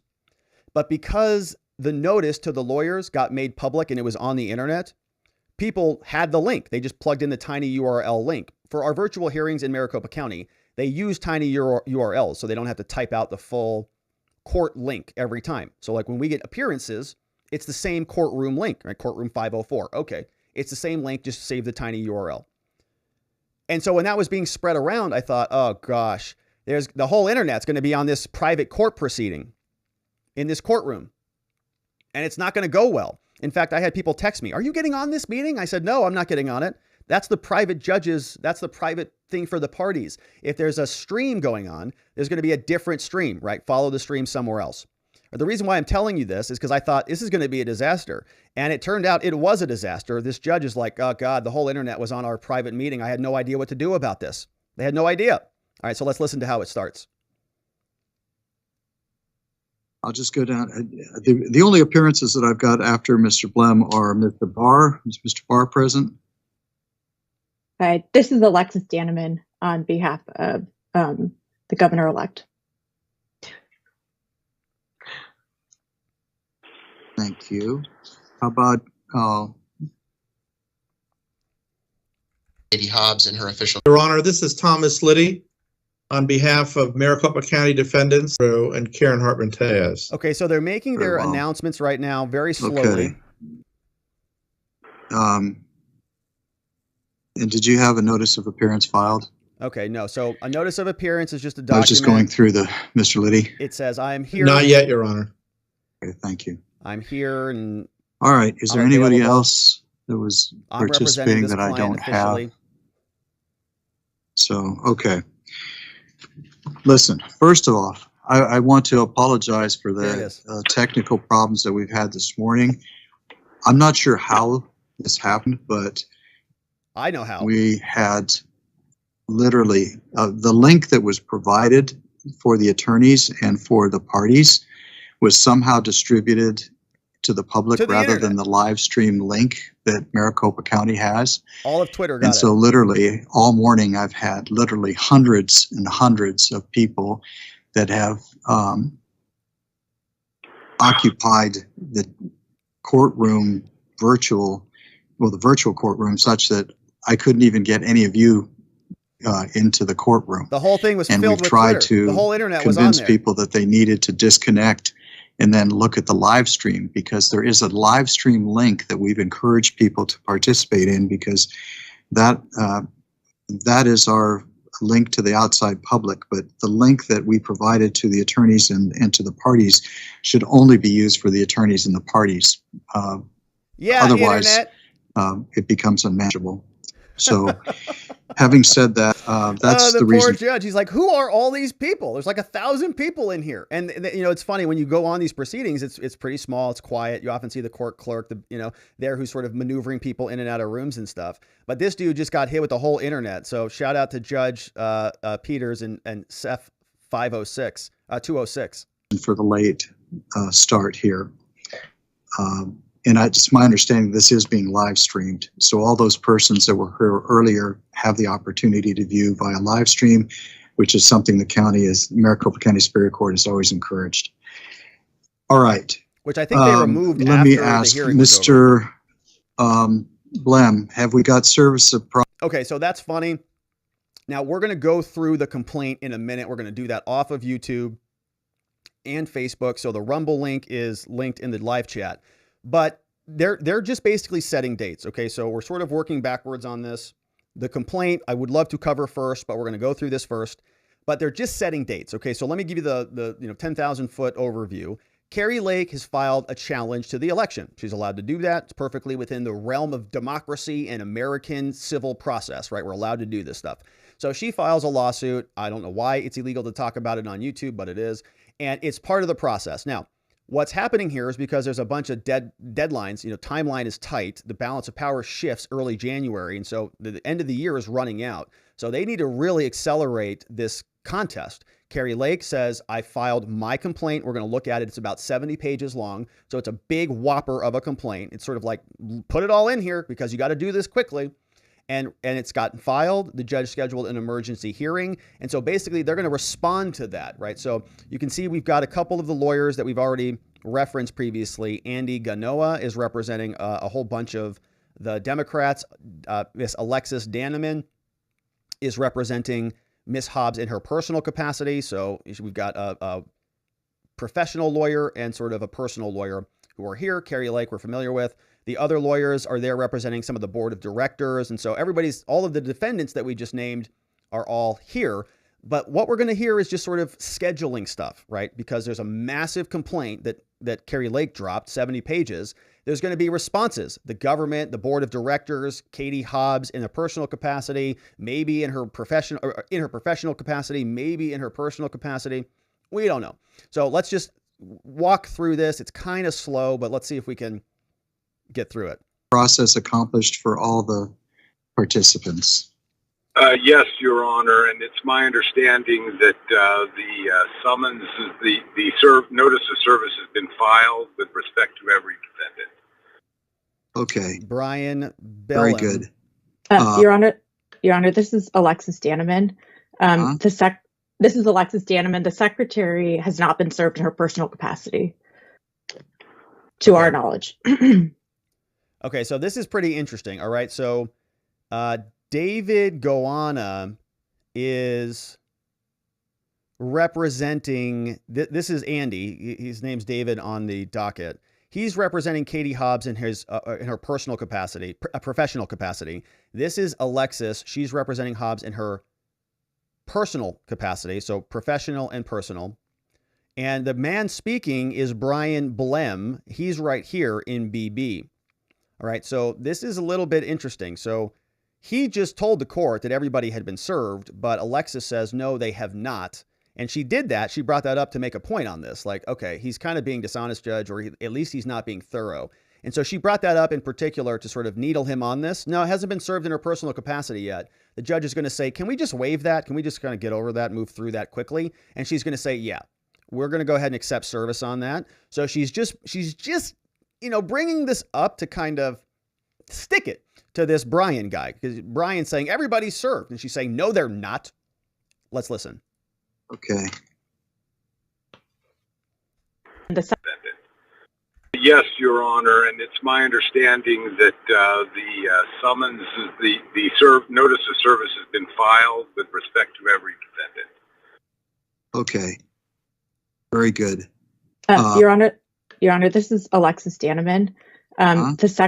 This is Alexis Danneman. The secretary has not been served in her personal capacity. Right. So it's like, oh, to our knowledge, he's lying to you, Judge. She's not saying he's lying, but she's kind of like, well, it's not entirely honest, right? Is that something that you can work out by accepting service? Have you talked about that? Yes, Your Honor. We would be happy to do so. Okay. So it's even a non-issue, right? They're not even concerned about it. Yeah, we'll just accept service. Not a big deal. Now, the judge, somebody asked who's the judge. The judge, you can see he's tucked away back here. He's very small. You can see his little head sort of poking out behind the computer monitor. He's in the courtroom right there, but it's all virtual. So these other people are not even in the courtroom. So that's where he is. So I've got my picture-in-picture back up, and you're not really missing anything. You can't really see him. He's not doing anything. I'm just trying to dot the I's, cross the T's, make sure we've got everything done that way. Next, responsive pleadings. Was there in terms of responsive pleadings, was there a motion to dismiss contemplated? Is there an answer going to be filed? Tell me from the defendant's perspective. I haven't seen anything in the docket, but I know this is moving fast. Your Honor, this is Andy Gouveia on behalf of Secretary Hobbs in her official capacity. The Secretary's office does plan to file a motion to dismiss. I believe that the governor-elect also intends to file a motion to dismiss as to all claims. And we would like to propose a schedule to the court, if you'd like to hear that now, in terms of how we foresee that proceeding expeditiously. All right, go ahead and tell me what you think. Your Honor, our proposal is that the defendants file motions to dismiss on no later than Thursday, the 15th at noon, that any responses from the plaintiff be filed on Saturday, the 17th at noon, and that any replies be filed on Sunday, the 18th by 5 p.m., with the goal, if the court schedule would allow it, of holding oral argument sometime on Monday, because the Secretary does believe that the court will be able to dispose of this case in its entirety on motions to dismiss without the need for an evidentiary hearing. Okay. So we're just scheduling a bunch of dates out, right? So obviously Kari Lake filed a complaint. There's going to be a response to the complaint. The response from Andy and Katie Hobbs is saying a dismissal. There's no basis for this lawsuit. She won this election fair and square. There's nothing even interesting that happened on that day, not to mention the fact that we, had a bunch of problems with a bunch of day of electoral counting. But the point is that they just need to schedule a couple things out. He's saying, yeah, we're going to drop a big fat motion to dismiss. There's going to be a response to the motion to dismiss, and then which would come from Kari Lake, and then a reply by Andy and Katie Hobbs, right? So you've got that stack that we talk about regularly. Person goes first, there's a response, then there's a reply.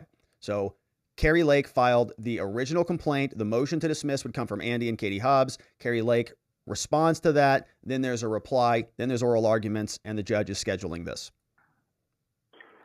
Does anybody else want to be heard about that time frame? The board of Your directors. Honor, Thomas Lee for the Maricopa County defendants. We can agree to abide by the schedule just presented to you by Mr. Gouveia, and we also anticipate filing a motion to dismiss. Okay. The governor-elect also agrees with that schedule. Oh, Okay. the governor-elect. Do you like how she used that phrase? She's sticking it to Kari Lake. This attorney is being very Katie Hobbsian. So that's what's happening here. The governor-elect here. Yeah, the governor-elect. Did you hear that, Kari Lake? The governor-elect. Mr. Blam? Your Honor, I'm going to defer this question to co-counsel Kurt Olson, if I may. And Your Honor, before Mr. Olson addresses the court, is he admitted pro hoc vice yet? I haven't seen the request. All right, so Brian Blam here is representing Kari Lake. You see him in BB, and he says, I can't answer that question about scheduling. I've got another lawyer who's on the case. And then the Katie Hobbs lawyer chimes in and says, yeah, but he's not even on this case. He's not even licensed here. Is he waving in here pro hoc vice? Like, who is this guy? Where is he coming from? And the judge says, no, I don't see him either. We're in the process of doing that, Your Honor. We're gonna get our stuff filed, Judge. Don't worry about it. Okay. All right. All right. But I still need answers on the scheduling So, order. Mr. Blam, Is he here? do you want to talk to me about what you think should be the schedule on the motion to dismiss? Where is he? Where's Brian? Brian. Mr. Blam, are you there? Brian. You're on with the court. Mr. Blam, can you hear me? Brian. I can hear you, Your Honor. I apologize. I, for some reason, left the room. I left the And room? then came back. I'm not sure what's going on. And then I Okay. came back. Okay, so he got Mr. Olson has not been admitted yet. he got booted out of the room, like out of the team room, and then he came back in? Or he stepped out of the room? What did he say? He's in the process.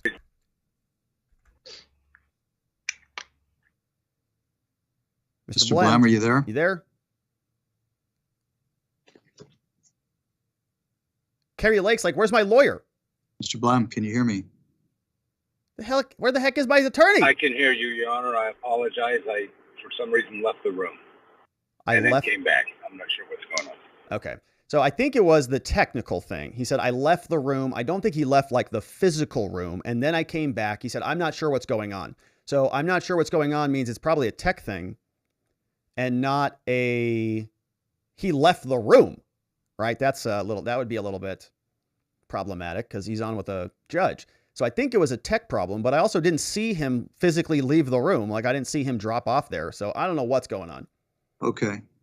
Well, Mr. Olson has not been admitted yet. He is in the process of his Pro Hac Vice application, but I was asking for your input with regard to that proposed schedule. We are fine with that, Your Honor. Okay, so he's agreeing to the schedule that was proposed by the government. In terms of an order, Your Honor, this is or by the defense, right? I'm saying the government because Katie Hobbs is the new governor. So they're challenging that, and this is interesting. So Brian doesn't actually. Did he hear this? I think he heard it. Yeah, he heard the schedule, and then he couldn't defer that over to the other lawyer who's not admitted yet.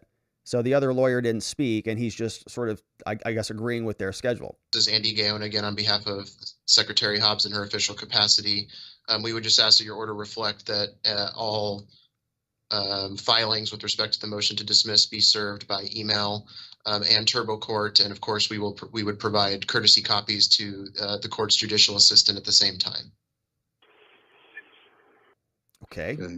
And plaintiff agrees with that, Your Honor. And really quickly, I would like to know what time their motion to dismiss will be done. Who's talking? Well, hold on a second. Teresa is a guest. She's waiting in the lobby.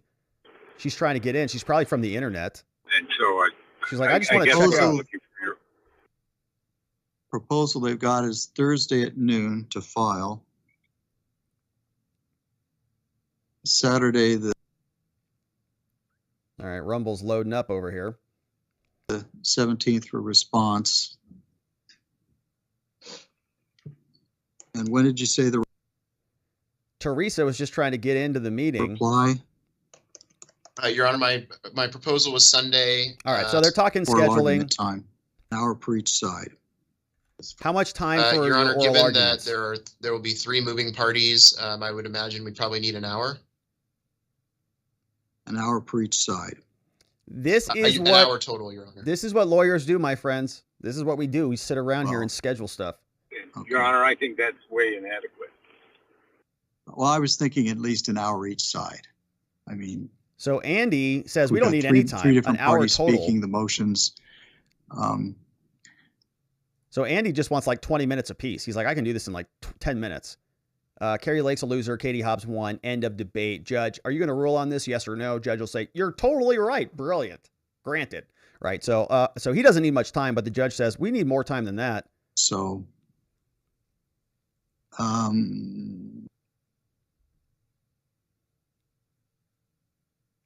All right. okay. Still scheduling. Consolidated response. Your Honor, Secretary Hobbs would have no objection to a consolidated response. Your Honor, Maricopa County would have no objection. Okay. So they're combining a couple different The governor-elect responses. would have no objection. That sounds fair to me. So everybody can write Thank one you. response. All right. What about, okay. So oral argument on the 9th. Okay, so in other words, that Kari Lake doesn't have to respond to everybody individually because they're just going to consolidate their one response. 19th is what you're proposing, and then in the event that we go past the motion to dismiss, setting a hearing when? All right, so we got the Well- dates. Okay, go ahead. Tuesday afternoon, Wednesday or Tuesday afternoon, Your Honor. Well- You need time to, of course, issue your orders. Right.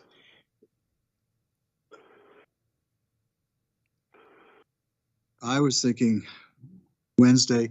Looking at the timing of this, this is a statutory creature, and I've tried to be very careful about looking at the times involved. Yeah, the judge is saying that he doesn't have a ton of discretion on this, right? He's got to sort of follow what the law says. He's got to schedule things in certain time periods because the clock is ticking big time, right? If we get to January and the balance of power, if this hasn't been rectified by January, things change and everybody has to get on board with that. So he's saying, I'm reading the rules by the book. It probably, and I haven't read through all the procedure for election challenges, but it's going to be very specific, right? Within 7 days, within 10 days, within whatever, because you can't even file your lawsuit until after it's been canvassed and after there's certain trigger points that you've got to comply with. So this judge is being careful. So I have to leave myself a little bit of time, a reasonable amount of time to rule, to go through things. And so if we do the hearing. Teresa's still waiting. Let her in. How much time are we envisioning on that?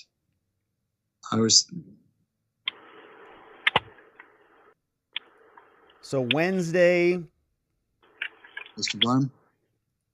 Are you saying a hearing after the Yes. oral argument and your ruling has been issued?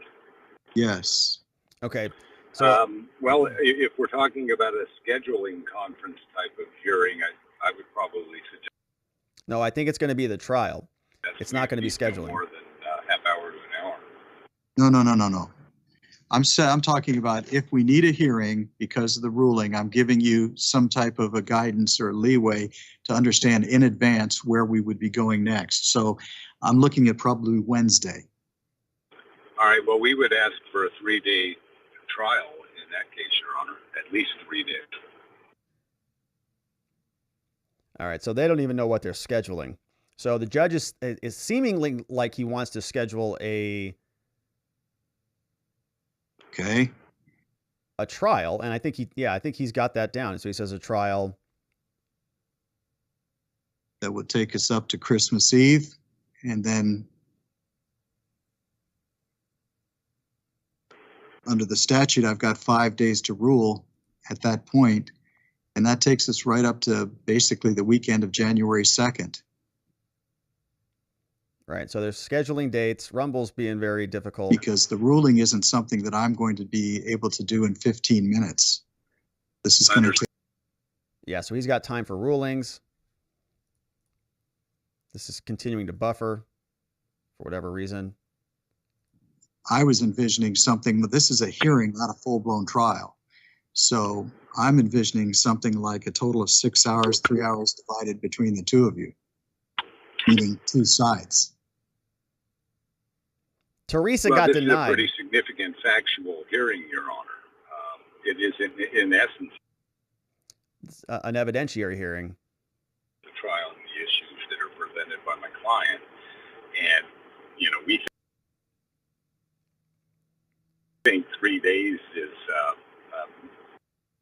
more than sufficient time for us to have this trial, Your Honor. Absent that, definitely more than 6 hours, 3 hours per side.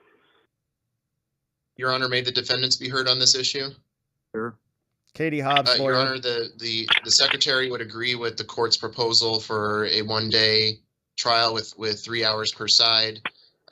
This, as the court notes, pushing this back any further will threaten the orderly transition of power. Katie Hobbs is going to be in charge very soon. We need her in office, and if there's any delays, then this is going to be a big problem. That is set to take place on January 2nd, and essentially a one day hearing should give the plaintiffs the opportunity to make whatever case they believe they have, a case we believe is non-existent, that this election should be overturned, and they can make whatever arguments they need to at that point.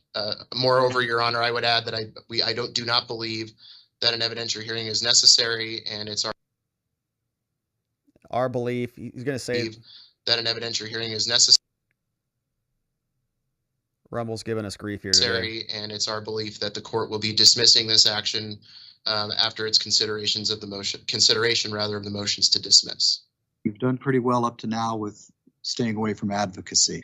We've basically tried to antiseptically analyze where we are. I'd like to stick with that analysis. If we're talking 3 days from the 21st to the 23rd, then. So the judge is saying, I just want to get this stuff scheduled. Let's not make this political. So this attorney sort of got there, you know, like, oh, we're going to blow this case out of the water with just a simple motion to dismiss. The ruling could take us right up until Judge the 11th said, hour. okay, take it easy on that. I've got some serious Let's concerns get back to with the that. basics. And I understand that there is a volume of material that's been presented. Nevertheless, I think that it's probably more appropriate.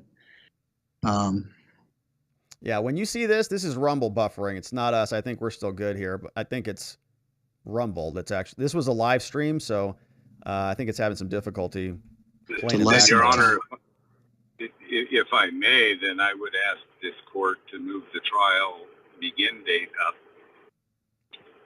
so that this court has ample time to get it that going. It needs to hear to make a decision. I would also offer, Your Honor, that this is Kari Lake's lawyer. All right.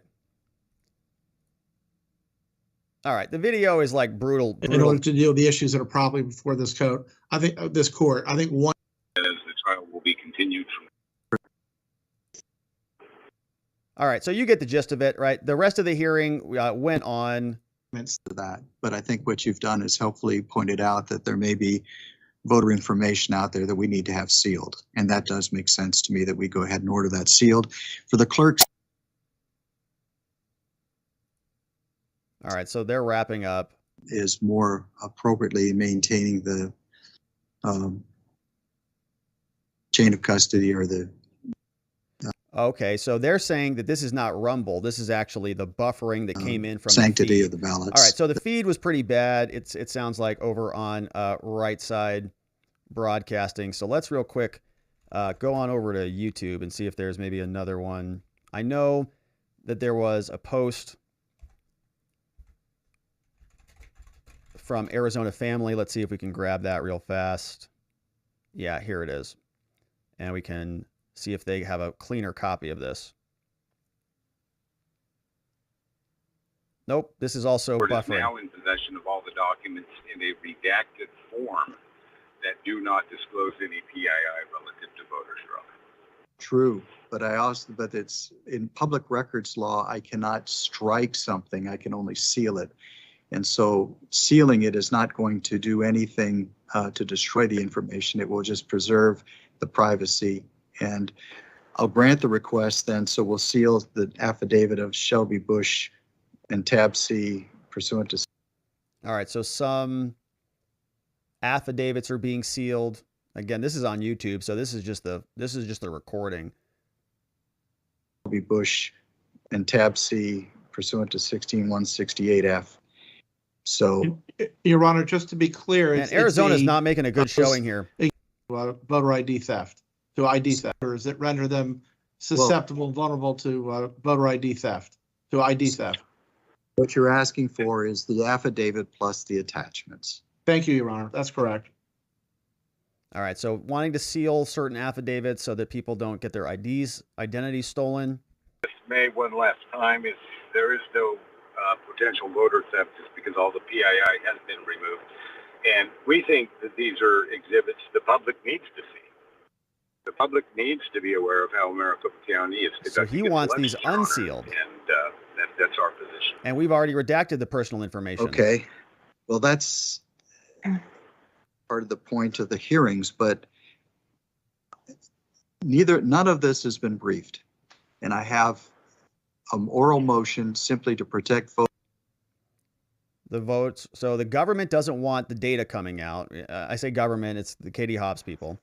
Oral motion simply to protect voter information, so I can either err on the side of caution and grant the request, or take your word for it, Mr. Blem, that there's no harm, no foul, and leave it out there. I'm going to err on the side of caution. Oh, come and protect on, the Judge. information so that the voter information is not disclosed. However, it is fully part of this case. Aren't they Brian's?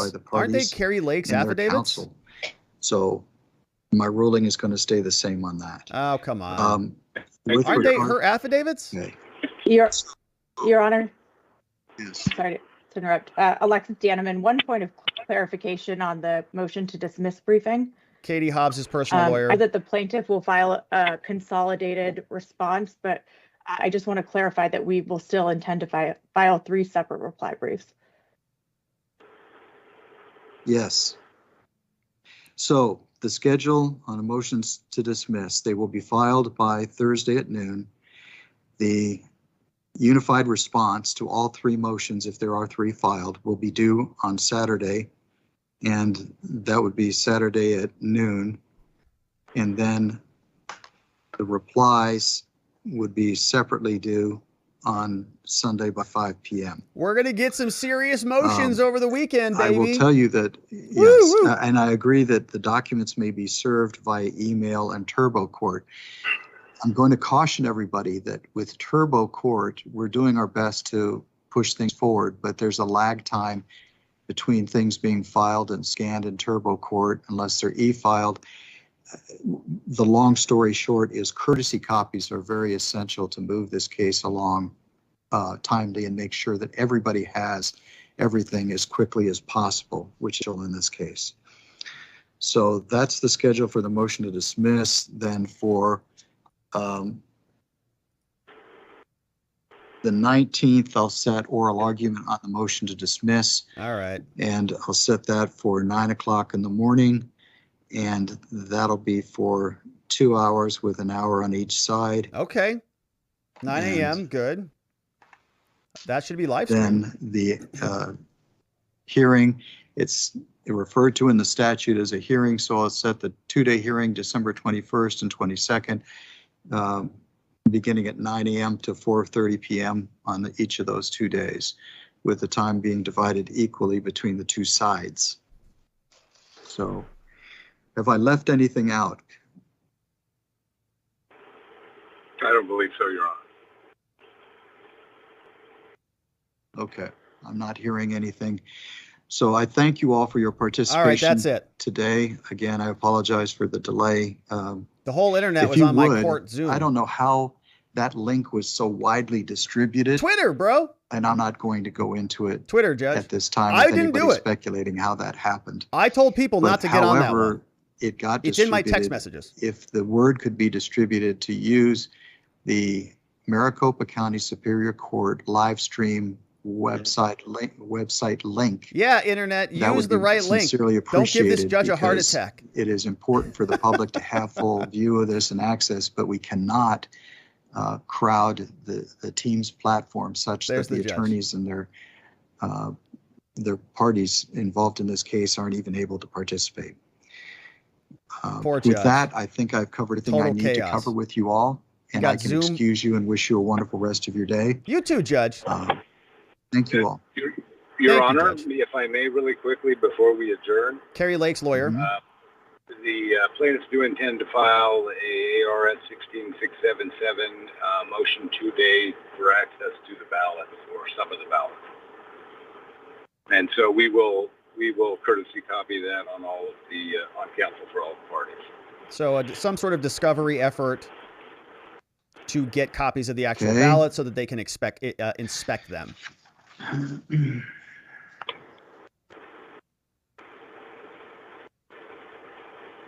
Judge is taking his time. Yeah, so who released that Zoom info? I wonder who released that. I mean, it's public, right? But somebody was sharing it around. Somebody sort of had to drop that out there and instigate that a little bit. I wonder who that was. All right, are you going to give us an answer, Judge? Well, prepare for trial without an inspection of the ballots. Petition state file the verified petition stating you cannot properly prepare for trial without an inspection of the ballots, and the bond approved by the clerk with 2 sureties in the amount of $300. The court shall appoint 3 persons, 1 selected by each of the parties and 1 by the court, by whom the inspection would be made. So what I would like is if that is filed and the parties have nominations for those persons, or you can appoint the person. I believe it would be 1 per side, unless there's a reason to proceed otherwise. And then if you could give nominations for the person to be appointed by the court, that would be appreciated. And so we can. Your proceed. Honor, I'm sorry to interrupt. I just wanted to ask if we can set a briefing schedule, because I imagine the secretary and I imagine some of the other defendants will want to object to that request. I think there is some good case law out there about how we do not allow parties to poke around ballots if they fail to state a claim, and that's the situation that we're going to find ourselves in here. So we would like an opportunity to respond in writing to whatever petition that Mr. Blem intends to file. Yeah, that's fair. All right. How much time do you need to respond? It says the statute starts, subpart A says, after the statement of contest has been filed and the action is at issue. So the judge is literally reading through the Either party statutes may right have now. the ballots inspected before preparing for trial. Because this stuff is not So- common. Legally, And Your, when the action's at issue becomes operative. and Your Honor, we don't intend to ask for, of course, all the ballots to inspect. It's going to be a limited inspection. Well, I guess the way to go about it would be to file your statement and then your request, and then the other side can respond. And you can provide that timely. So, Will do, Your Your Honor. Honor. yes, Mr. Your Honor, Liddy. Thomas Liddy from Maricopa County and the Maricopa County Recorder.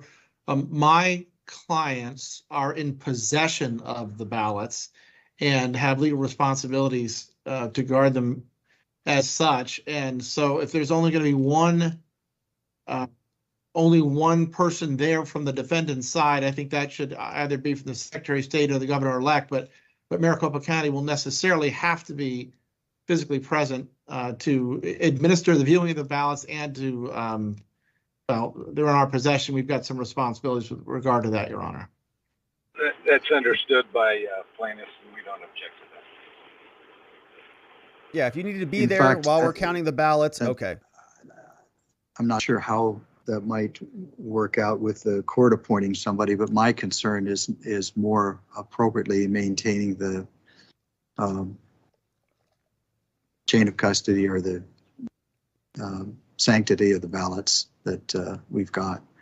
So I'll let you go ahead and file your request, Mr. Blem. And just then deal the with it when it defendants can comes file in. their response. We'll proceed accordingly. Thank you, Your Honor. All right. All right, so that's the And end I of the believe hearing. That's all that All right, we so needed. quite a long hearing to schedule some dates. There were a couple little rubs that they needed to iron out. Kari Lake's lawyers are going to be asking for the ballots. They've got some schedules, some dates scheduled out there, and we'll continue to cover it. Now, we are going to jump into the full lawsuit, and so if you're on YouTube or Facebook, we're about to say goodbye.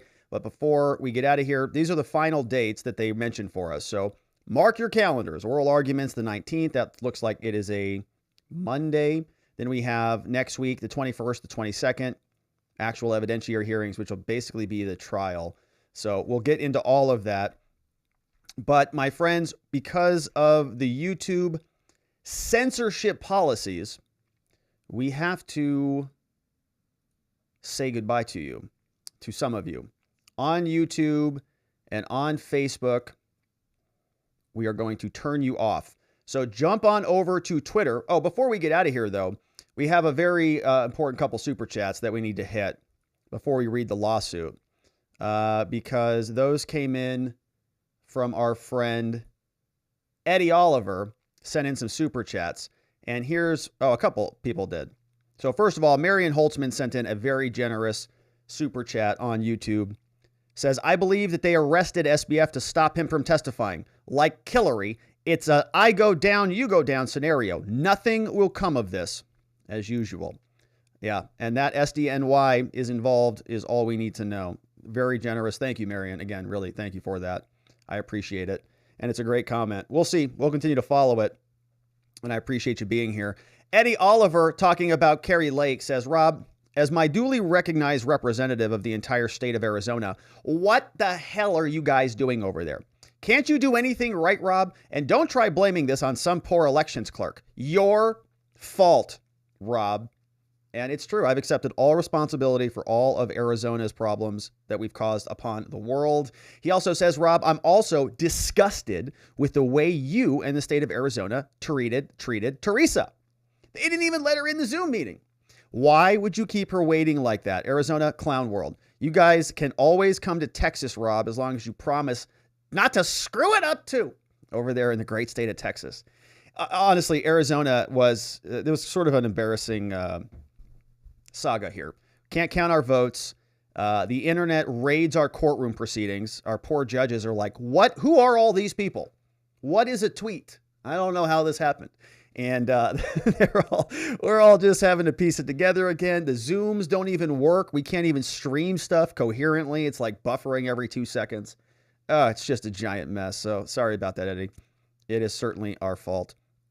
But all right, my friends. So those came in. Also, Ronnie Cole sent in another one. Ronnie Cole, shout out, who's modding down the fort for us. He said, Rob, it took over a week to count the votes, and they think they can hear a case in one day. It's a good point. Well, they don't care about that. They don't really care too much about the oral arguments. They're probably pretty much decided. Now, of course, we have to take a look at Kari Lake's lawsuit. We have not seen that yet. And so we are going to jump on over there and watch the lawsuit. Of course, we'll get over there. But I forgot to mention, before we wrap it up here on YouTube, that since we're talking about Arizona, I wanted to share with you this latest video from our law firm, the R&R Law Group. And if you happen to know anybody in Arizona who needs help with criminal charges, that's what we're built for.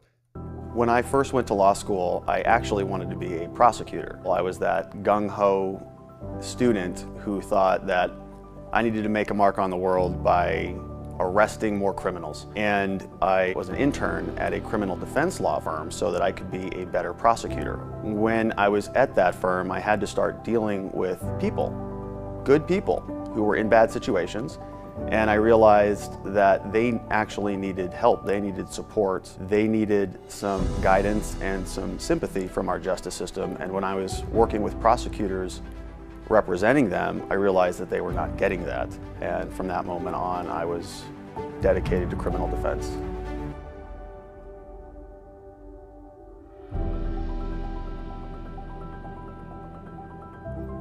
That's right, my friends. We love to help good people charged with crimes. And so if you know anybody who needs some help, 480-787-0394. And that, my friends, of course, is it for us on YouTube. And so thank you for joining in here with us. We're going over to Rumble, and so head on over to Rumble. Before we jump over there, Marion Holtzman sent in another super chat on this one. And Marion, where did that one go? Here it is. Marion says, according to Robert Barnes, Kari has a real chance to fight this. Food for thought. Man, another generous dono, Marion. Gosh, you're making me blush over here. Says, according to Robert Barnes, Kari has a real chance to fight this. Food for thought. Look, it's only 17,000 votes, and there were some pretty catastrophic problems with what happened here in Arizona. So if there is any situation where this is possible, I think this might be it, right? But we're going to get into it right now. We've got 70 pages of lawsuit to get to. You can see it is queued up for us to get in here. It was filed for $333. They paid it. We just heard from Brian at blemlegal.com. He's in Scottsdale. 85254, not too far from our office. They're right off Scottsdale Road.